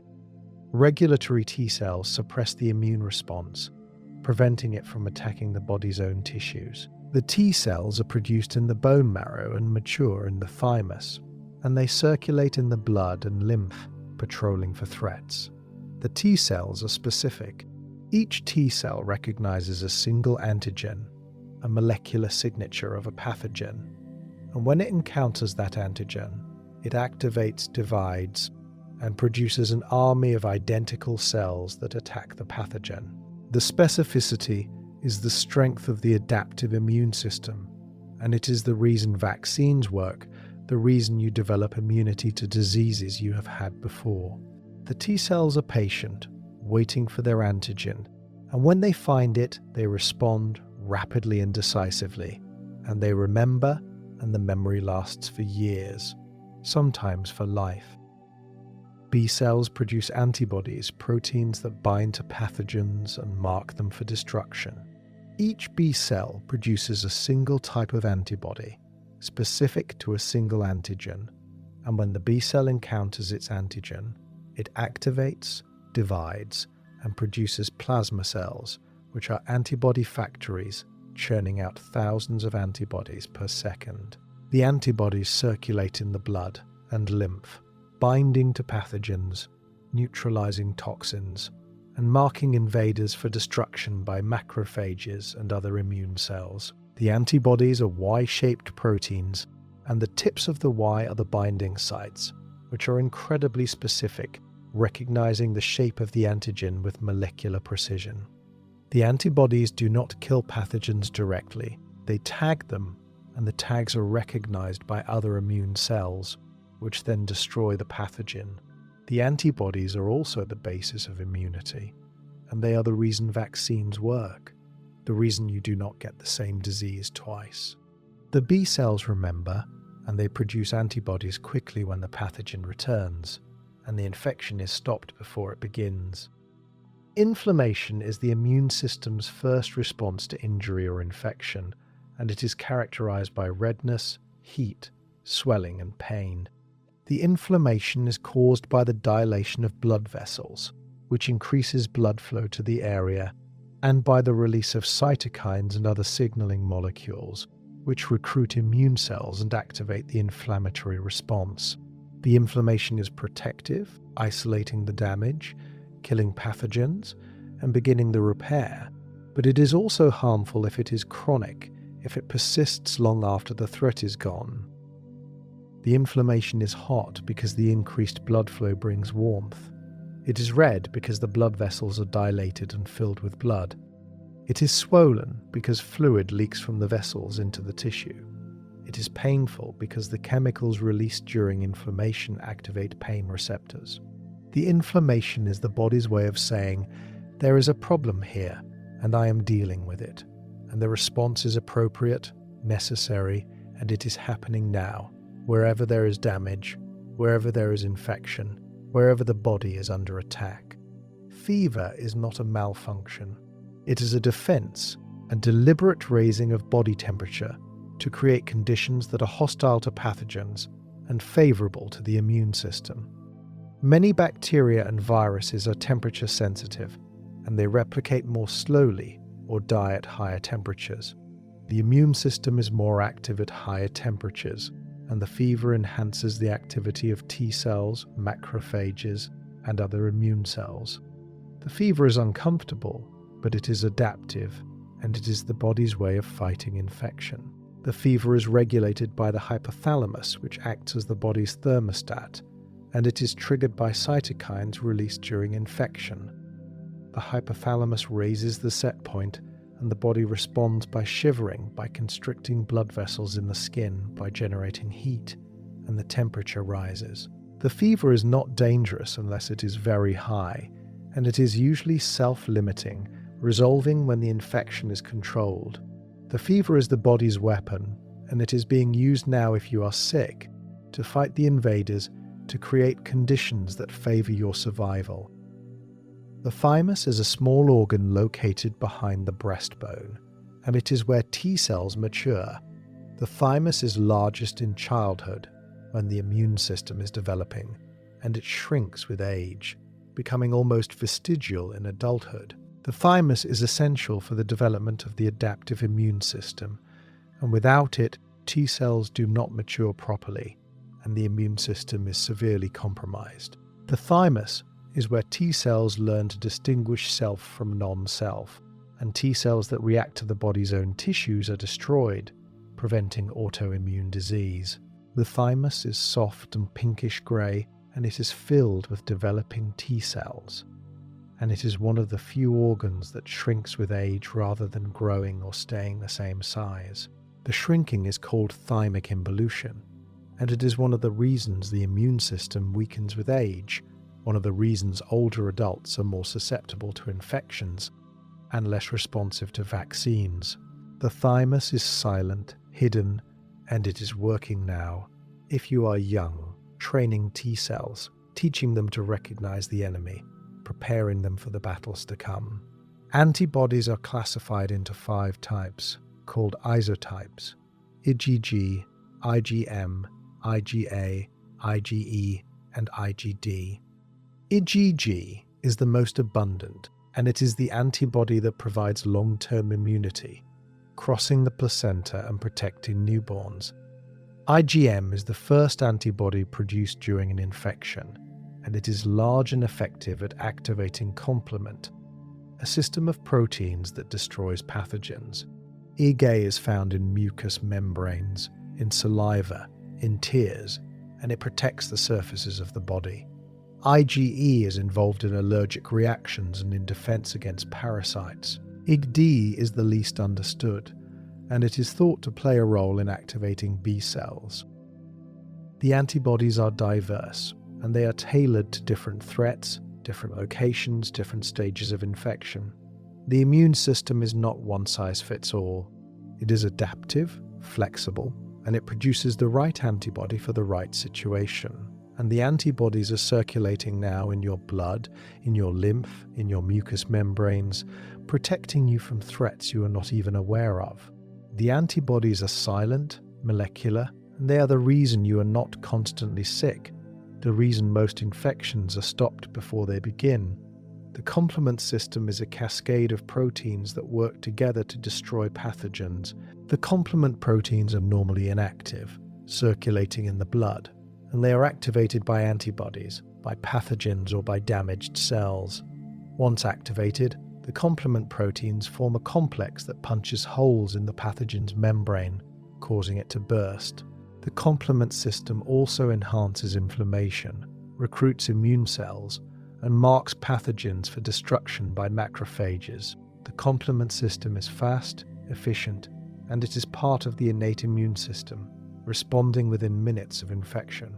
The complement proteins are named C1 through C9, and they activate in a cascade, each protein activating the next, amplifying the signal and producing a rapid response. The complement system is ancient, conserved across all vertebrates, and it is one of the oldest parts of the immune system. The complement is silent, molecular, and it is working now if you are infected, punching holes in bacteria, marking them for destruction, enhancing the immune response. Cytokines are the messengers of the immune system, small proteins that are released by immune cells and travel through the blood and lymph, signaling to other cells, coordinating the immune response. Cytokines can be pro-inflammatory, activating the immune response and recruiting more cells, or anti-inflammatory, suppressing the immune response and promoting healing. The balance between pro-inflammatory and anti-inflammatory cytokines determines the intensity and duration of the immune response, and the balance is tightly regulated. The cytokines are diverse, with dozens of different types, each with a different function, and they work together in complex networks, activating and inhibiting each other, creating feedback loops that regulate the immune response. The cytokines are powerful, and they are the reason inflammation can be so intense, the reason infections can make you feel so sick, the reason the immune system can sometimes attack the body's own tissues. The cytokines are chemical, invisible, and they are flowing now in your blood, coordinating the defense, orchestrating the symphony. Autoimmune disease occurs when the immune system attacks the body's own tissues, mistaking self for non-self. The causes are complex, involving genetics, environment, and chance, and the diseases are diverse, affecting different organs and systems. Type 1. Diabetes is caused by the immune system attacking the insulin-producing cells in the pancreas. Rheumatoid arthritis is caused by the immune system attacking the joints.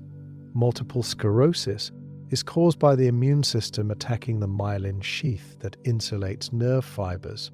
The autoimmune diseases are chronic, often debilitating, and they are difficult to treat.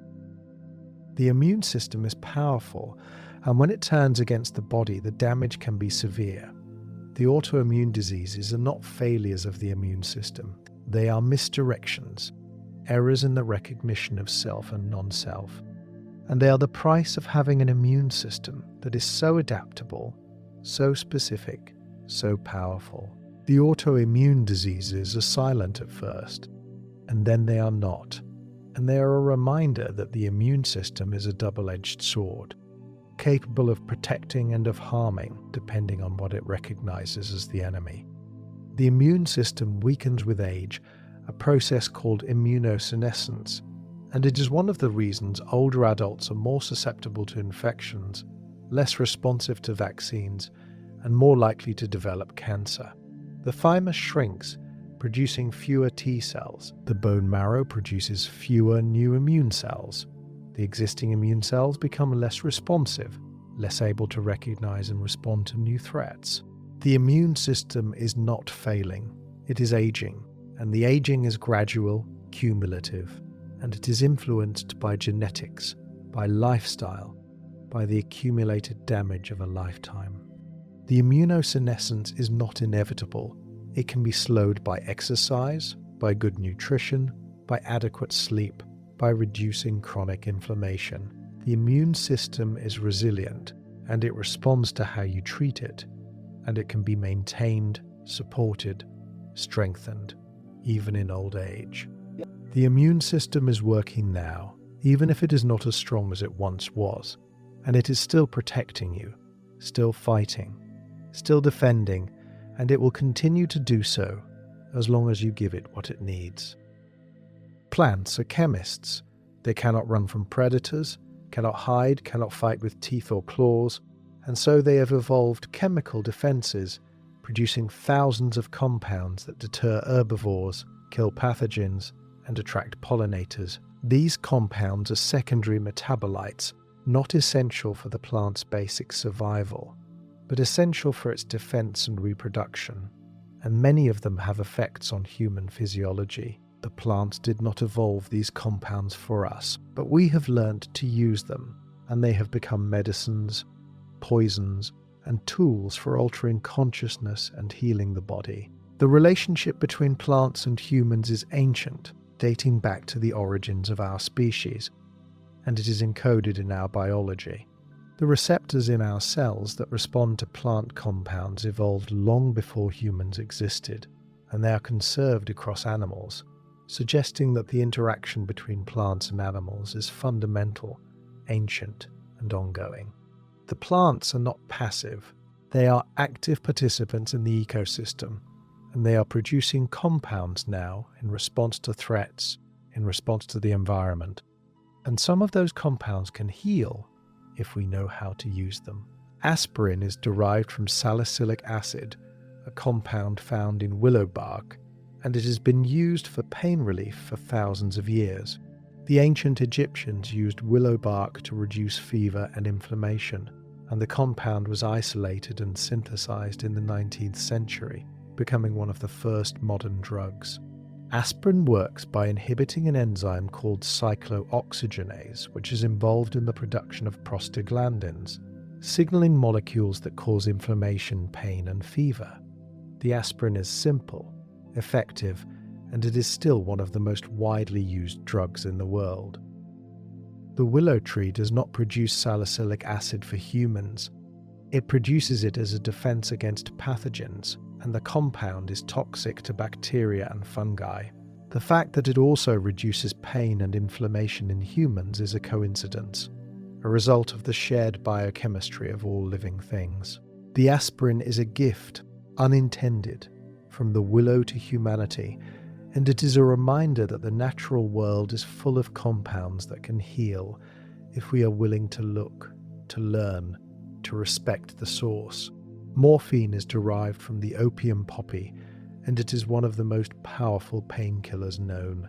Morphine binds to opioid receptors in the brain and spinal cord, blocking pain signals and producing euphoria, and it is used to treat severe pain, especially in cancer and end-of-life care.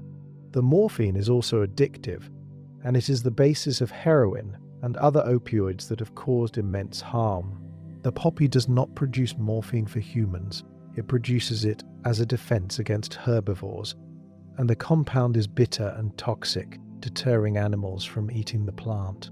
The opioid receptors in the human brain evolved long before humans encountered the poppy, and they respond to endogenous opioids, compounds produced by the body to regulate pain and reward.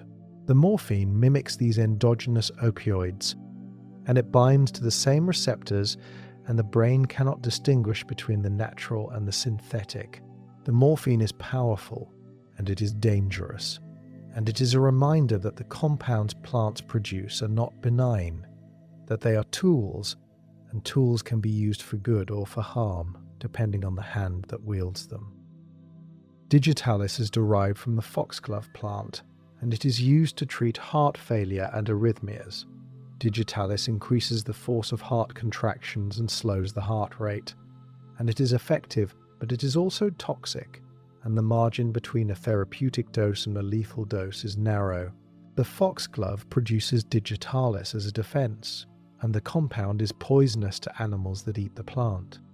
The use of digitalis in medicine was discovered by trial and error, by observing the effects of the plant on the body, and it is still used today, carefully, with monitoring, because it works.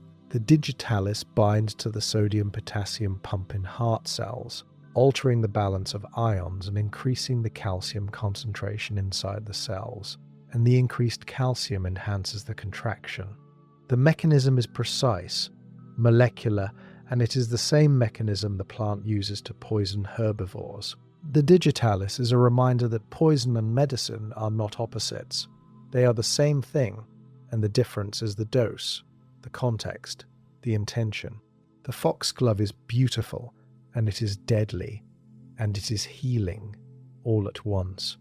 Quinine is derived from the bark of the cinchona tree, and it was the first effective treatment for malaria, a disease that has killed more humans than any other. Quinine interferes with the malaria parasite's ability to digest hemoglobin, and it kills the parasite in the blood, stopping the infection. The discovery of quinine transformed medicine, and it allowed Europeans to colonize tropical regions that had been inaccessible because of malaria.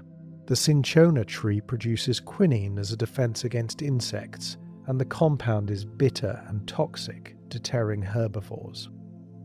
The quinine is no longer the primary treatment for malaria, replaced by synthetic drugs that are more effective and have fewer side effects, but it is still used in some cases, and it is a reminder of the power of plants, of the compounds they produce, of the knowledge that can be gained by observing the natural world.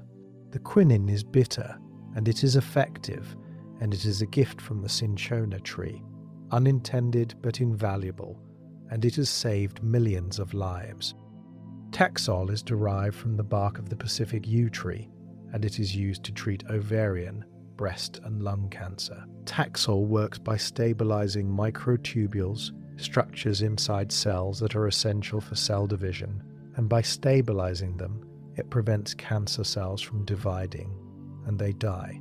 The discovery of Taxol was accidental, part of a screening program that tested thousands of plant compounds for anti-cancer activity, and it was almost abandoned because the yew tree is slow-growing and the bark contains only small amounts of the compound.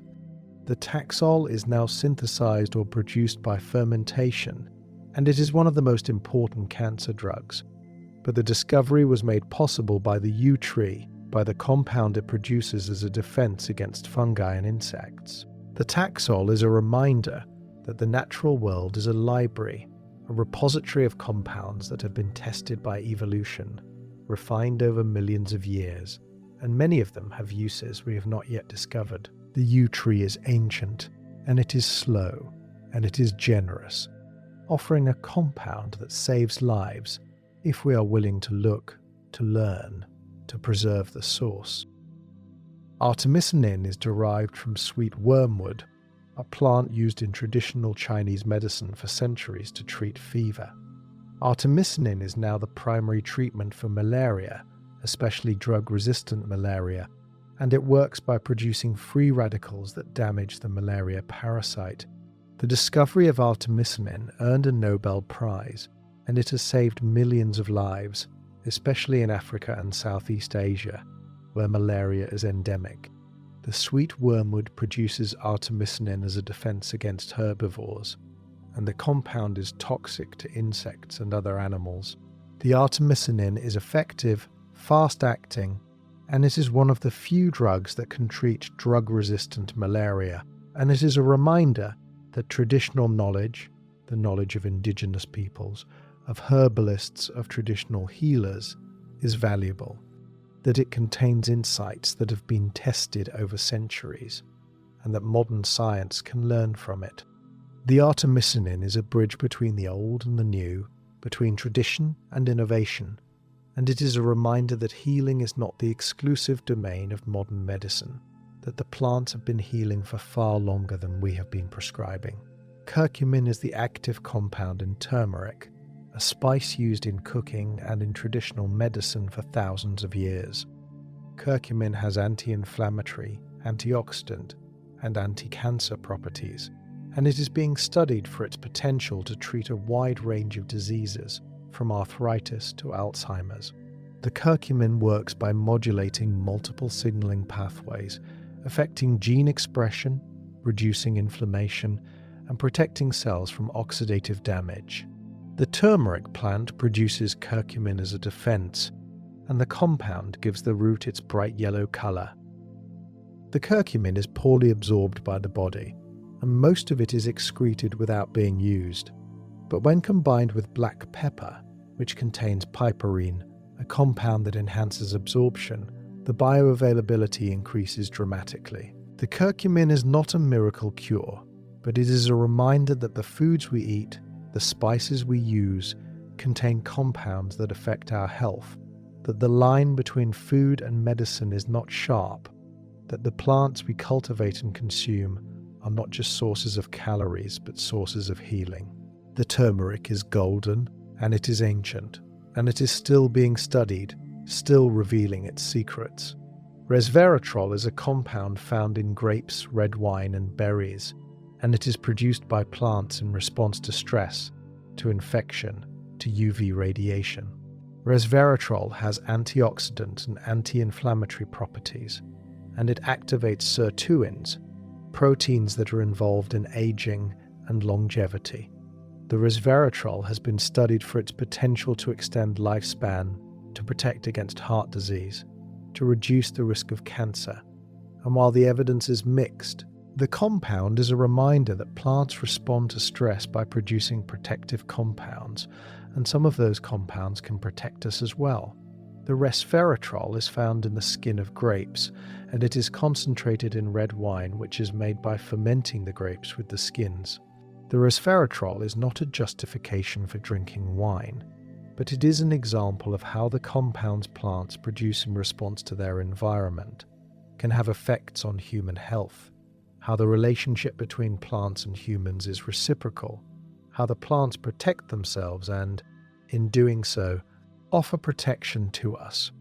The resveratrol is a molecule, and it is a story, and the story is about stress, about defense, about survival. Caffeine is a stimulant found in coffee, tea, and cacao, and it is the most widely consumed psychoactive substance in the world. Caffeine works by blocking adenosine receptors in the brain, preventing adenosine, a neurotransmitter that promotes sleep, from binding, and the result is increased alertness, reduced fatigue, and improved concentration. The plants produce caffeine as a defense against insects, and the compound is toxic to many herbivores, paralyzing or killing them. The plants also use caffeine to inhibit the germination of competing plants, releasing it into the soil. The caffeine is bitter, and it is effective, and it is a reminder that the compounds plants produce are not for us, that they are tools in the plant's survival, and we have learned to use them for our own purposes. The caffeine is a stimulant, and it is a poison, and the difference is the dose. The caffeine is in your blood now if you have had coffee or tea, blocking adenosine, keeping you awake, and it is a reminder that the plants are chemists, and their chemistry is powerful, and it shapes our lives in ways we often take for granted. Ginger contains gingerol, a compound with anti-inflammatory and antioxidant properties, and it has been used for centuries to treat nausea, indigestion, and pain. Gingerol works by inhibiting the production of prostaglandins and leukotrienes, signaling molecules involved in inflammation and pain, and it also affects the digestive system, promoting the movement of food through the stomach and intestines. The ginger plant produces gingerol as a defense against pathogens and herbivores, and the compound gives ginger its characteristic pungent flavor. The ginger is warming, and it is soothing, and it is a reminder that the foods we eat are not neutral, that they contain compounds that affect our physiology, that the act of eating is also the act of consuming chemistry, and the chemistry can heal or harm, depending on what we choose. The ginger is ancient, cultivated for thousands of years, and it is still used, still valued, still effective, and it is a bridge between food and medicine, between pleasure and healing. The plants are not here for us. They are here for themselves, producing compounds to survive, to defend, to reproduce, and we have learned to use those compounds to extract them, to synthesize them, to turn them into medicines. The relationship is not symbiotic. It is opportunistic, and it is ancient, and it is ongoing. The plants are the original pharmacists, and they have been producing medicines for hundreds of millions of years, long before humans existed, and they will continue to produce them long after we are gone. Breath is the first thing you do when you are born, and it is the last thing you do when you die.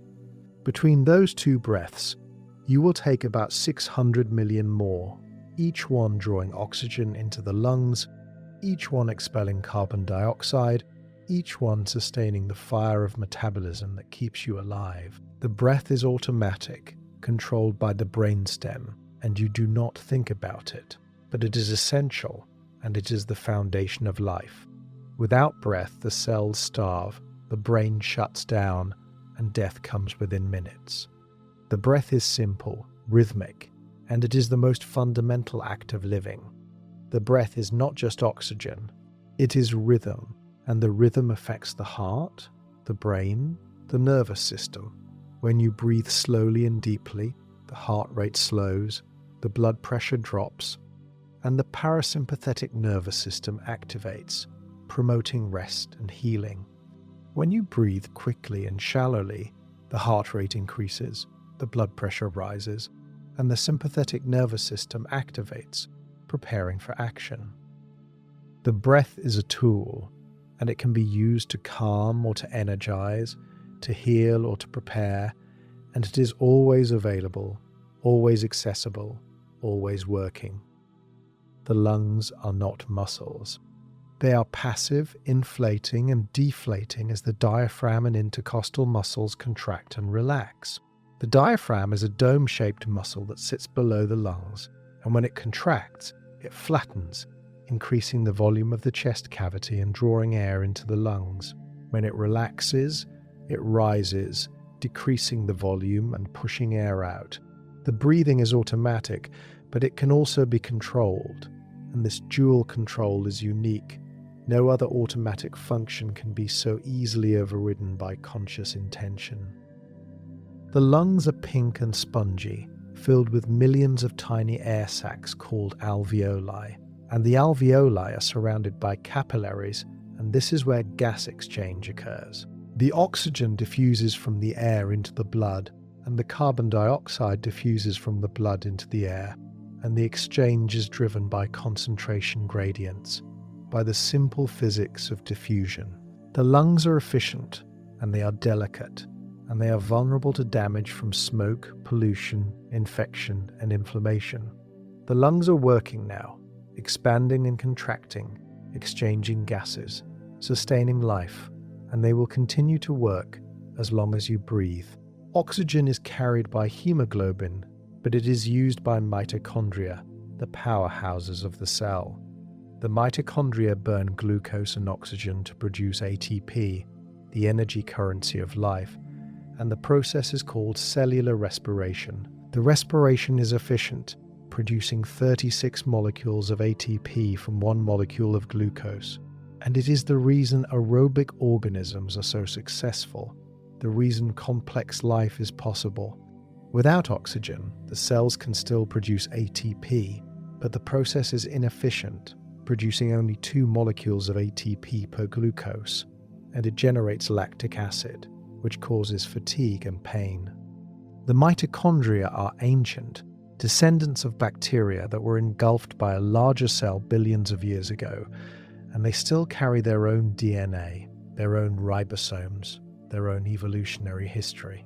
The mitochondria are not just powerhouses, they are also involved in apoptosis, in calcium signaling, in the production of reactive oxygen species, and they are central to cellular health and aging.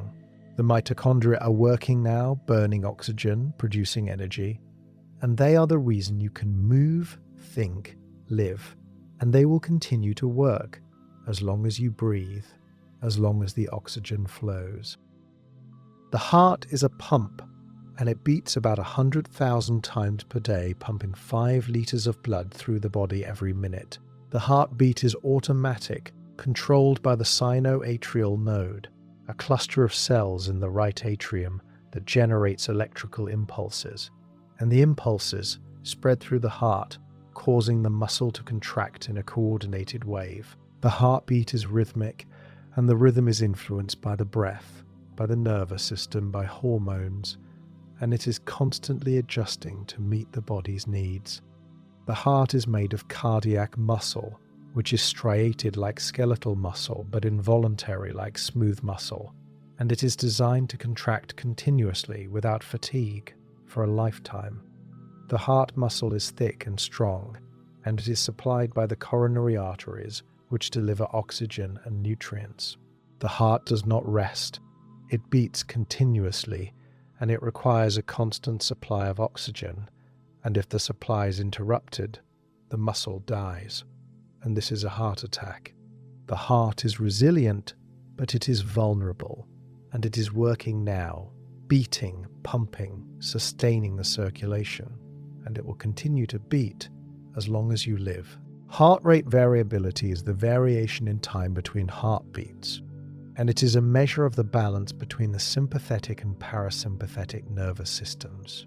High heart rate variability indicates that the parasympathetic system is active, that the body is in a state of rest and recovery, and it is associated with better health, better stress resilience, and better emotional regulation. Low heart rate variability indicates that the sympathetic system is dominant, that the body is in a state of stress, and it is associated with increased risk of disease. The heart rate variability is influenced by the breath. When you inhale, the heart rate increases slightly, and when you exhale, it decreases, and this is called respiratory sinus arrhythmia, and it is a sign of a healthy, flexible nervous system. The heart rate variability can be increased by slow, deep breathing, by meditation, by exercise, and it is a marker of health, a window into the state of the nervous system. The heart is not a metronome. It is adaptive, responsive, and it is listening to the breath, to the nervous system, to the body, and it is adjusting constantly to maintain balance. Carbon dioxide is not just waste. It is a regulator, and it controls the pH of the blood, the breathing rate, and the release of oxygen from hemoglobin. When carbon dioxide levels rise, the blood becomes more acidic, and the brainstem detects the change and increases the breathing rate, expelling more carbon dioxide and restoring the pH. When carbon dioxide levels fall, the blood becomes more alkaline, and the breathing rate decreases. The carbon dioxide is the signal, and the breath is the response, and the system is tightly regulated, maintaining the pH within a narrow range. The carbon dioxide also affects the release of oxygen from hemoglobin. When carbon dioxide levels are high, hemoglobin releases oxygen more readily, and this is called the Bohr effect, and it ensures that oxygen is delivered to the tissues that need it most, the tissues that are producing the most carbon dioxide. The carbon dioxide is not the enemy. It is part of the system, and it is essential for the regulation of breathing, for the delivery of oxygen, for the maintenance of pH. The carbon dioxide is invisible, but it is there in your blood, in your breath, and it is regulating constantly the rhythm of life. The breath can be used to calm the nervous system. Slow, deep breathing activates the parasympathetic nervous system, and it reduces heart rate, lowers blood pressure, and promotes relaxation. The technique is simple. Breathe in slowly through the nose, hold for a moment, and breathe out slowly through the mouth, and repeat. The exhalation should be longer than the inhalation, and this activates the vagus nerve, which is the main nerve of the parasympathetic system. The breath is a tool, and it is always available, and it can be used to calm anxiety, to reduce stress, to promote healing. The breath is not just air. It is rhythm, and the rhythm affects the brain, the heart, the nervous system, and it can be used to shift the state of the body from stress to calm, from fight or flight to rest and digest. The breath is the bridge between the conscious and the unconscious, between the voluntary and the involuntary, and it is the most accessible tool for self-regulation, for healing, for calming the mind and the body. The breath is simple, and it is powerful, and it is working now, and it can be changed, controlled, used to heal. The respiratory rate is normally about 12 to 20 breaths per minute, but it varies with activity, with emotion, with health. During exercise, the respiratory rate increases to deliver more oxygen to the muscles and to expel more carbon dioxide. During sleep, the respiratory rate decreases and the breathing becomes slower and deeper. During stress, the respiratory rate increases and the breathing becomes faster and shallower. The respiratory rate is a window into the state of the body, and it is constantly adjusting to meet the body's needs. The respiratory rate is controlled by the brainstem, by chemoreceptors that detect oxygen and carbon dioxide levels, and by mechanoreceptors in the lungs that detect stretch. The control is automatic, but it can be overridden by conscious intention, and this is the basis of breathing exercises, of meditation, of techniques that use the breath to calm the mind and the body.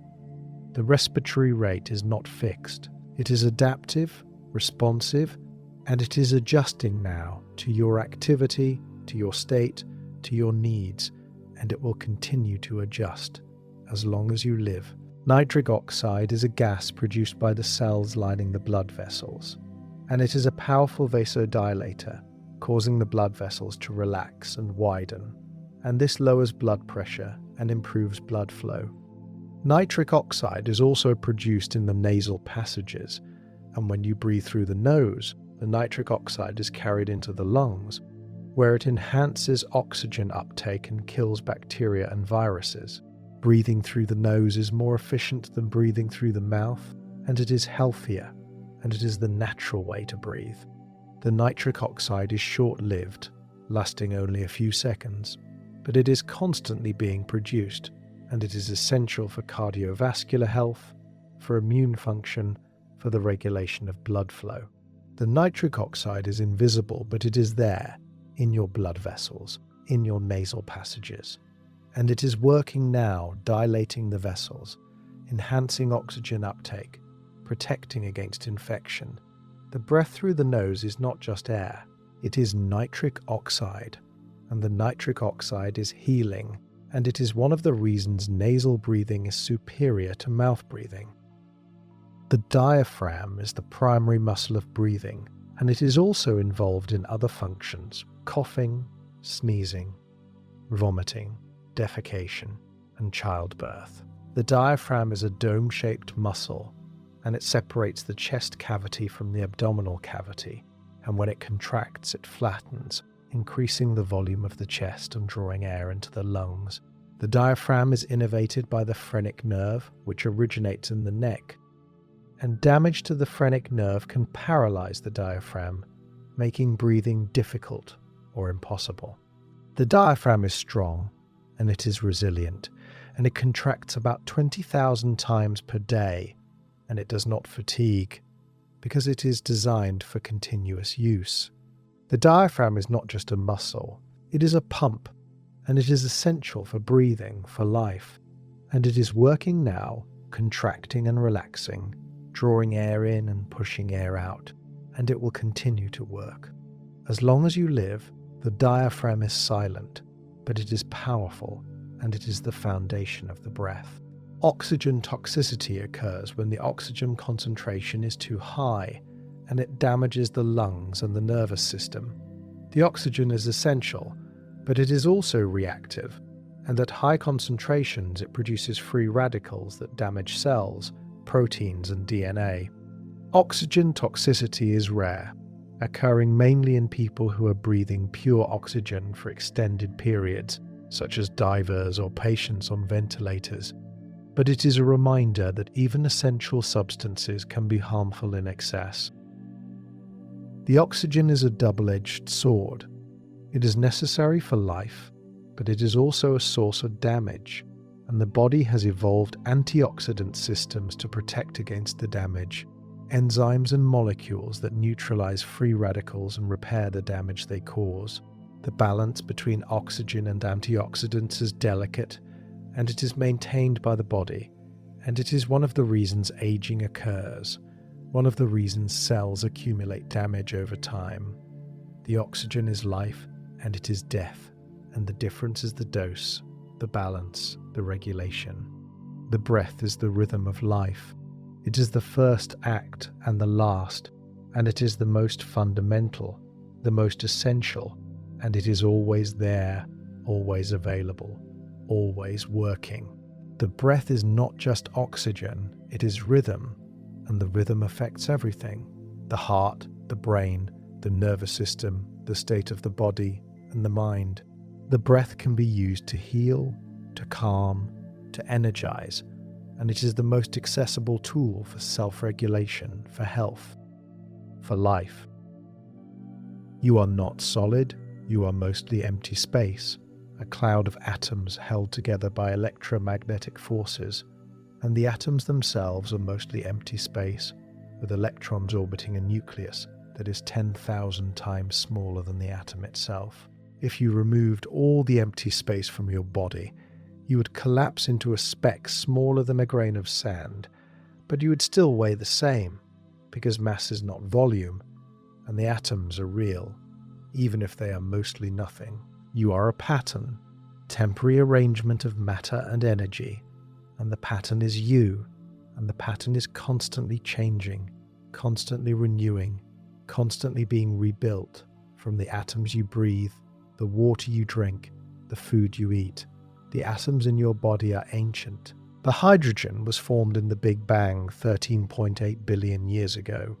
The carbon, nitrogen, and oxygen were formed in the cores of stars, fused from lighter elements under immense pressure and temperature, and they were scattered into space when the stars exploded as supernovae. The atoms are older than the Earth, older than the Sun, and they have been part of countless other structures, rocks, oceans, plants, animals, before they became part of you. You are made of stardust, literally, and the atoms will continue to exist long after you are gone, becoming part of other structures, other lives, other patterns. You are temporary, but the atoms are eternal. Energy cannot be created or destroyed. It can only be transformed, and this is the first law of thermodynamics, and it is one of the most fundamental principles in physics.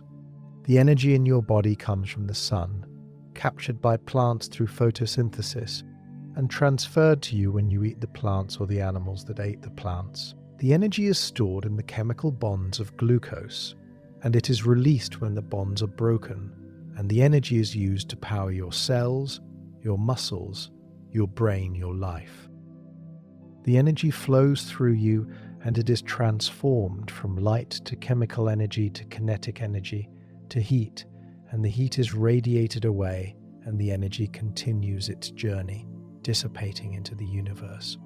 You are not a closed system. You are an open system, and you are part of the flow of energy from the sun to the earth and back into space. And the flow is continuous, and it has been flowing for billions of years, and it will continue to flow long after you are gone. You are a conduit, a temporary channel for the energy, and the energy is what animates you, what makes you alive. Entropy is the measure of disorder, and the second law of thermodynamics states that entropy always increases in a closed system. The universe is becoming more disordered, more chaotic, and this is the arrow of time, the reason the past is different from the future, the reason eggs break and do not spontaneously reassemble. But you are not a closed system. You are an open system, and you maintain order by consuming energy, by taking in low entropy food and expelling high entropy waste. And the order you create in your body is paid for by the disorder you create in the environment. The entropy is increasing, always, and the body fights against it, constantly, by repairing damage, by replacing cells, by maintaining structure. And the fight requires energy, and the energy comes from the sun, and the sun is burning its fuel, increasing entropy. And eventually, the sun will die, and the energy will stop flowing, and the entropy will win. But for now, the body maintains order, and the order is life, and the life is temporary, a brief defiance of the inevitable increase in entropy, a pattern that persists for a while and then dissolves back into the chaos. Water is the solvent of life, and it is the medium in which all biochemical reactions occur. Water is a simple molecule, 2 hydrogen atoms and 1 oxygen atom, but it has unique properties that make it essential for life. Water is polar, with a slight positive charge on the hydrogen atoms and a slight negative charge on the oxygen atom, and this polarity allows water to dissolve salts, sugars, proteins, and other molecules. Water also has a high heat capacity, meaning it can absorb a lot of heat without changing temperature much, and this stabilizes the temperature of the body and the environment. Water is cohesive, meaning water molecules stick to each other, and this is the reason water forms droplets, the reason it can be pulled up through the xylem of plants, the reason blood flows through capillaries. Water is also adhesive, meaning it sticks to other surfaces, and this is the reason water wets surfaces, the reason it climbs up the sides of a glass. Water is essential, and it is abundant, and it is the foundation of life, and you are about 60% water, and the water is constantly being replaced, cycled through the body, used and excreted, and the water you drink today will be part of you tomorrow and gone the next day. The electromagnetic force holds atoms together, and it is one of the 4 fundamental forces of nature. The electromagnetic force is what binds electrons to the nucleus, what holds atoms together in molecules, what creates the chemical bonds that make up your body. The electromagnetic force is also what allows you to see, to feel, to interact with the world, because light is an electromagnetic wave, and touch is the repulsion of electrons in your skin from electrons in the object you are touching. The electromagnetic force is strong, much stronger than gravity, and it is the reason atoms do not collapse, the reason you do not fall through the floor, the reason the world is solid and structured. The electromagnetic force is mediated by photons, particles of light, and the photons are exchanged between charged particles, and the exchange creates the force. The electromagnetic force is invisible, but it is everywhere, holding you together, allowing you to interact with the world, and it is one of the fundamental forces that makes the universe possible. Atoms are recycled. When you die, your body decomposes, and the atoms are released back into the environment, and they become part of the soil, the air, the water, and they are taken up by plants, by bacteria, by fungi, and they become part of new life. The atoms do not die. They simply move from one structure to another, from one life to another, and the cycle continues, and it has been continuing for billions of years, and it will continue for billions more. The carbon in your body was once part of a tree, a dinosaur, a bacterium, a star, and it will be part of countless other structures after you are gone. The nitrogen in your DNA was once part of the atmosphere, fixed by bacteria, taken up by plants, eaten by animals, and it will return to the atmosphere when you die, and the cycle will continue. The atoms are eternal, and they are shared, and you are made of the same atoms that have been part of life since the beginning, and you will return those atoms to the pool when you are done, and the pool will continue, and the cycle will continue, and the atoms will continue forever. Quantum mechanics governs the behavior of atoms and subatomic particles, and it is strange, counterintuitive, and it is the foundation of chemistry, of biology, of life. Quantum mechanics says that particles can be in multiple states at once, that they can tunnel through barriers, that they can be entangled with each other across vast distances. Quantum mechanics is not just theory, it is reality, and it is the reason atoms bond, the reason enzymes work, the reason photosynthesis is possible. The quantum effects are small, and they are usually averaged out at the macroscopic scale, but they are there at the level of atoms and molecules, and they are essential for the processes that sustain life. The quantum mechanics is invisible, but it is fundamental, and it is operating now, in your cells, in your DNA, in the enzymes that catalyze reactions, and it is one of the reasons life is possible, one of the reasons the universe is so rich and complex and strange. The speed of light is the ultimate speed limit, and nothing can travel faster than light in a vacuum. The speed of light is about 300,000 kilometers per second, and it is the speed at which electromagnetic waves, including light, the speed of light is also the speed at which information can travel, and it is the reason the universe has a horizon, a limit to how far we can see, because light from distant galaxies has not had time to reach us yet. The speed of light is constant, the same for all observers, regardless of their motion, and this is the foundation of Einstein's theory of relativity. The speed of light is not just a speed, it is a fundamental constant of the universe, and it is woven into the fabric of space and time, and it is the reason time slows down at high speeds, the reason mass increases, the reason the universe is the way it is. The speed of light is invisible, but it is everywhere, and it is the limit, the boundary, the ultimate constraint on motion and information. You are connected to everything. The atoms in your body were once part of stars, and they will be part of other structures after you are gone. The energy in your body comes from the sun, and it will dissipate into the universe. The water you drink has been part of oceans, clouds, rivers, plants, animals, and it will continue to cycle through the earth. You are not separate from the universe. You are part of it, a temporary pattern in the flow of matter and energy. And the pattern is you, and the pattern is constantly changing, constantly being renewed, constantly being rebuilt.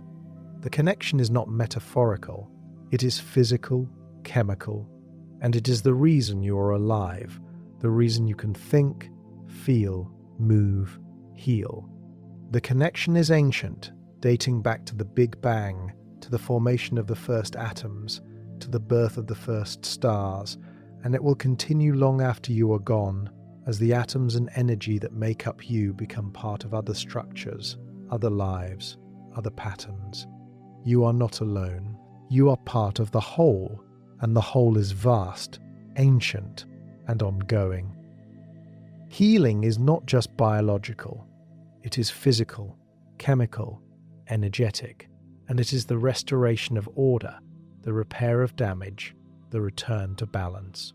Healing happens at every level, from the atoms to the cells to the tissues to the organs to the systems, and it is coordinated, regulated, and it is the body's default state. The body wants to heal. It is designed to heal, and it will heal if you give it the conditions it needs: rest, nutrition, time, safety, connection. The healing is not always complete. Sometimes the damage is too great, sometimes the resources are insufficient, sometimes the body is too old, too worn, and the healing is partial, and scars remain, and function is impaired.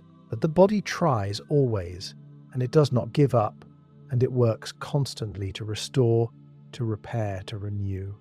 The healing is silent, invisible, but it is there, happening now, in your cells, in your tissues, in your body, and it will continue as long as you live.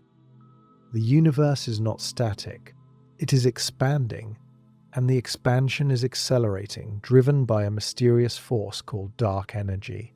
The galaxies are moving away from each other, and the space between them is growing, and eventually, billions of years from now, the universe will be cold, dark, and empty, and the stars will have burned out, and the atoms will have decayed, and the entropy will have won. But for now, the universe is alive, filled with stars, planets, life, and the expansion is slow, and there is time, vast amounts of time, for life to flourish, for patterns to form, for healing to happen.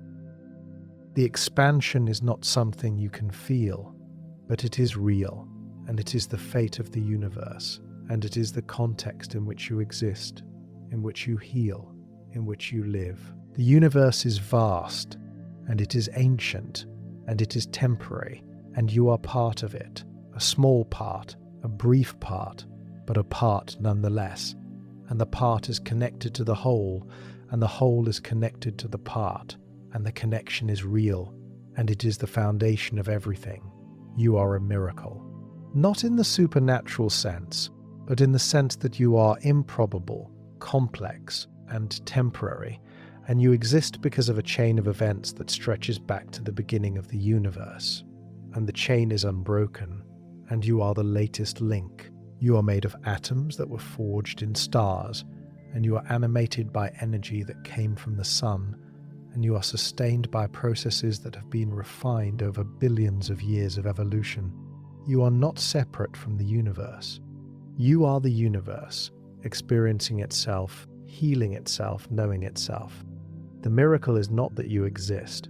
The miracle is that you can heal, that the body can repair itself, that the cells can regenerate, that the atoms can be rearranged, that the energy can be transformed, and the pattern can persist for a while against the tide of entropy, against the flow of time. The healing is the miracle, and it is happening now as you rest, as you breathe, as you sleep. And it will continue as long as you live, as long as the pattern holds, as long as the atoms remain arranged in the configuration that is you.